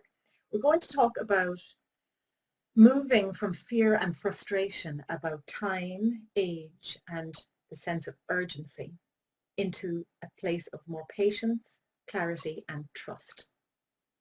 So that whole sense of I've got to move fast, or my eggs might run out, or, you know, I know you'll be able to relate to this in some way, because there can be a sense of urgency on the fertility journey, and that also can create that tension that we just want to eliminate at all costs. And tomorrow I'm also going to be giving you a very special offer, and I'm going to be telling you about the work I do and giving you an opportunity to do some work with me if you have noticed in the course of the week that you resonated with what I've been talking about, and that you feel that you need a little further help, then I'll be talking to you tomorrow about something special that I'll be offering for all of you guys who've been tuning into the live series. So I'll be looking forward to seeing you tomorrow. I'm going to hold on for just a moment to see if you have any questions. Does anybody have any questions that you'd like me to answer? Because I'm here for you the next little while, and are any comments or questions or anything that you would like to know about, I'm so happy to answer you. And yeah, it's been really enjoyable actually. I've really loved this series, and I've been loving the feedback that I'm getting from you. It's amazing, isn't it, when we step back for a second and look at our patterns, what we can discover. So many people have messaged me saying, I didn't realize how much I was sabotaging myself. And why am I turning up for all these repeated failed IVFs when I really haven't dealt with my mindset? It's been quite revealing for a lot of people of what's going on in their mind on a day-to-day basis. So I don't see any questions. If you have any questions later, feel free to pop them into the comments. I'd be delighted to answer them. And yeah, so join the group if you would like some more support from me and from all the other lovely ladies who are in there. And thank you very much for joining me. I really do appreciate it. And I will see you all tomorrow at the same time, 1 p.m. here on my page, Claire Birth and Fertility Coach. Do pop on. I would love to have you here. Thank you again. Take care and see you next time. Thank you. Bye.